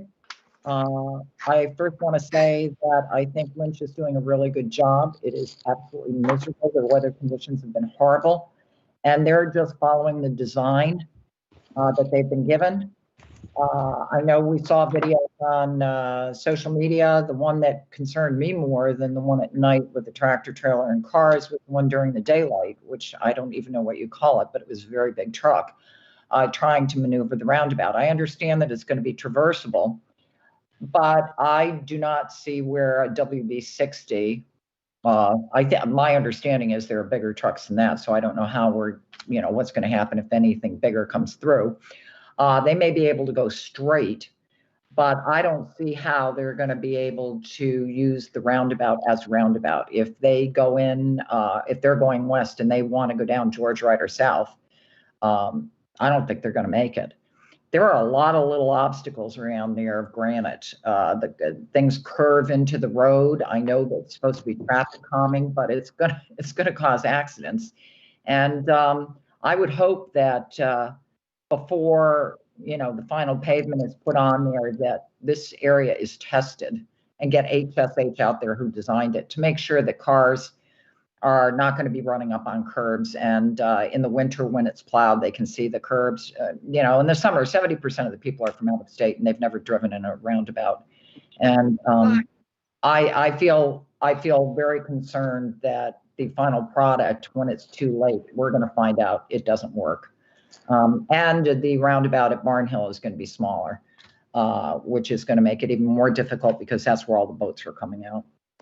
So those are my comments there. And with respect to the sewer, I agree with Selectman Nicastro and Chairman Davis that there is a potential for an inequitable treatment. I wish you hadn't approved the 88,000. I think it was premature. Back in 2010, when we voted for the sewer, all of this was described, that there were neighborhoods that were going to have low pressure that were going to require grinder pumps, and that others would have gravity pumps with pump stations. I think that there are a lot of properties that have anomalies and difficulties, and I think they would feel that they have to pay for things that these other neighborhoods won't. Some people have extremely long driveways that they're going to have to sewer from the roadway 80, 100 feet to their homes. There are others who their septic systems were in the back of their homes, and so they either have to run the pipes, which is not recommended, all the way around to the back, or they have to replumb their homes. And these were all things that we knew about. And then the topographical issues. If the home is high or if the home is low, they have to have grinder pumps. I think it's setting a terrible precedent. I think it's a rabbit hole, and I think it's going to cost us a lot of money. So I wish we hadn't spent 88,000 without thinking this through more closely and finding out, is it really fair that the entire town has to pay for certain neighborhoods where it was clear that there was no place for a pump station, that they were low pressure areas. And the other thing I would like to ask is that we have another meeting at some point where we actually get an update on the entire sewer project. We built the wastewater treatment facility in 2012, and in 2013 started hooking up houses. We were supposed to be by 2030, we're supposed to have, I think, 70% of the homes sewered. My understanding is there were 750 already on the sewer that got transferred over to the wastewater treatment facility, and that we've only hooked up about 400 homes, and there are 8,000 properties in town. So our plan is to sewer 5,000 properties, and I don't see where we're going to get anywhere close to that at the rate we're going. So I think we need an update. How many miles have been sewered, and how many homes on those miles have connected? And if they haven't connected, why not? Until we connect, we can't fix the nitrogen. The countdown starts when they're hooked up. So I think that we've invested 150 million so far into this project, and I think we need to get an accounting of how far we've gotten and what we've done in terms of the quality of the water, because that was the intent at the time. So that's it for me tonight, and thank you. Thank you very much. Tom, you had your hand up. I'm going to let you go first. Go ahead, Tom. Yeah, I just wanted to explain that most standard, the industry standard for large trucks are a WB40, and sometimes they use WB50 as the template for your turning movements. In our particular case, we went with a WB60. Both roundabouts are the same size. The pavement is going to be 19 feet all the way around the outside of that mountable area for the stamped concrete. So I don't think that's going to be an issue. I do want to say that we did actually discuss today about maybe doing a video and having the descriptions on the town's website showing how to use a roundabout. And maybe what we do is we get some 18-wheelers to come in and go around there and show the video of maybe being flown overhead, so you can properly see how to go around a roundabout in all different directions. So we talked about it at our staff meeting today, and I think that was a great idea. Terry had indicated that he thought that some communities had done it elsewhere, and I thought it was an excellent idea. So I will ask the state to put something together, and we'll make sure that we try to get it on the town's website as well. Thanks, Tom. Dean? Yeah, thank you, Madam Chair. It occurred to me to ask a question which has been discussed at the board before, and I'm perfectly willing to offer a motion if we wanted to reopen one of the business agenda items. This has to do with the West Chatham project. So we're going to have two roundabouts that are essentially going to be functional once the current line of work is completed before Christmas. I think we had discussed the prospect of prohibiting left-hand turns coming out of the properties on either side, so as to not impede the flow of traffic. And I don't know if we ever made a request of that. I think that's a determination the state has to make. I don't know if my fellow board members are inclined to pursue that, but it seems to me it would make sense that people who want to take a left-hand turn coming out of whatever, Ocean State job lot or across the street at the Oppenheim Center, that they take a right-hand turn, go around, go in the other direction, and come do the other roundabout, and then come, and then that's how they would take their left-hand turn. So I just I don't know whether Tom had any. I don't think Tom was ever given the instruction to make that request. I don't recall, but I don't know if Tom has any information on that. I certainly do know whether that's feasible. Tom? Yeah, I think we could request that. I think that, maybe I could drop a letter and give it to Jill, and maybe she can send it with her signature to request that from the state, where it wasn't part of the original design package when they were going through the 25, 75, and 100% design, where we're into the construction plans and building it. I think that would be better served coming from the town manager, showing that, we are interested to see what their thoughts were with erecting those signs and make it part of the project. Okay, thank you. Dean, do you have something else? Did you want to make a motion on that, or are we just going to move that forward? If I were going to make a motion, I probably would move first procedurally to reopen business item E2, and then I would offer a motion. But I don't want to take those steps unless there's some sentiment from my fellow board members to want to do that. What's the thoughts around this, Peter? Yeah, thank you, Madam Chair. I understand where Dean's coming from, and I've been thinking about that every time I drive down through there. The road is a 2-lane road now, and it's not much different than the rest of the area. In January, it's probably not a big deal, but in June or July, it may be a problem turning left. I just don't know. I think it's worth a discussion, but I remember we had some discussion with the traffic people when we were talking about the COA, and they made the comment about how you can make a left-hand turn and it's appropriate, and the state has agreed to it. So if we're going to talk about it, then we need to have some pretty good background on what in the world would be involved. Because right now I'm sort of ambivalent. I mean, right now you could make a left-hand turn without a problem, I think. So how do you feel, Dean, about just bringing this back as an agenda item? Yeah, why don't we do that? With some background and some inquiry. My concern was driven by the fact that we're going to have, by Christmas, operational roundabout. Right. We have one that's operational now. Okay. Yeah, sure. That's fine. That satisfies my concern. Okay, Peter, your hand's back up again. Yeah, just one other comment, and it has to do with the $88,000. I mean, we're not committing to doing anything yet. I'll admit this. I like to have data before I go make a decision on something that has to do with the people of the town. Now, I understand, why you would vote against it, because I was close to voting against it, but I'd rather have the data now, because other people are going to ask. Once it's been asked once, it's going to be asked again, and then it's going to be asked again, and we're going to go through the same process. So I'd rather have it now, make a decision, at least have an idea of the criteria we're going to use if we have to change it.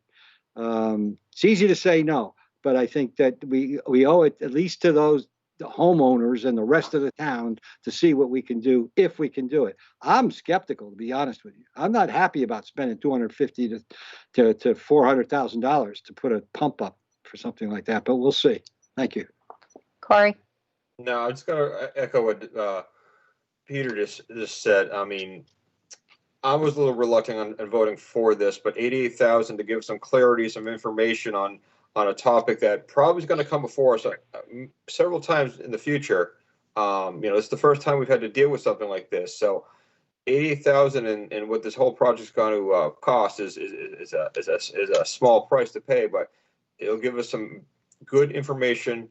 Hopefully we can establish some criteria and figure a way to be equitable to the property owners, because I do believe those who voted against it. I completely understand your position, and I respect the position of equity to other property owners. So by voting for the 88,000, I'm certainly not saying I'm voting in favor of these two parcels or properties, but Got it. I hear what you're saying. Thank you. All right. Okay, any other public comments? Yes, I just have one more, Elaine Gibbs, and regarding potentially removing the ability to turn left.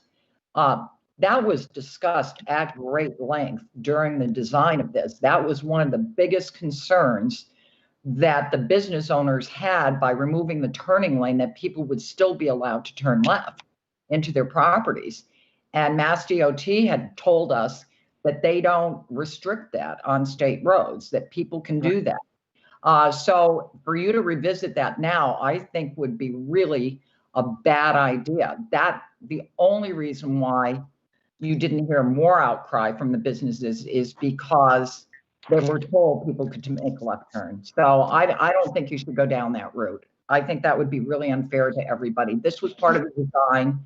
This is why it got approved. And to say that people would have to go around the roundabout in order to get on the other side of the street would be just really unfair at this point in the process.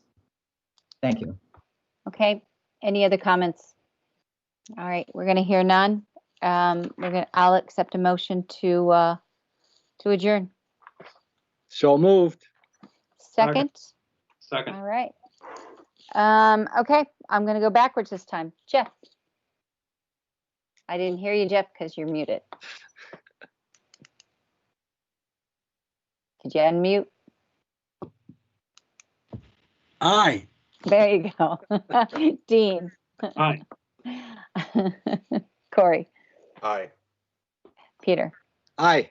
And the chair says aye.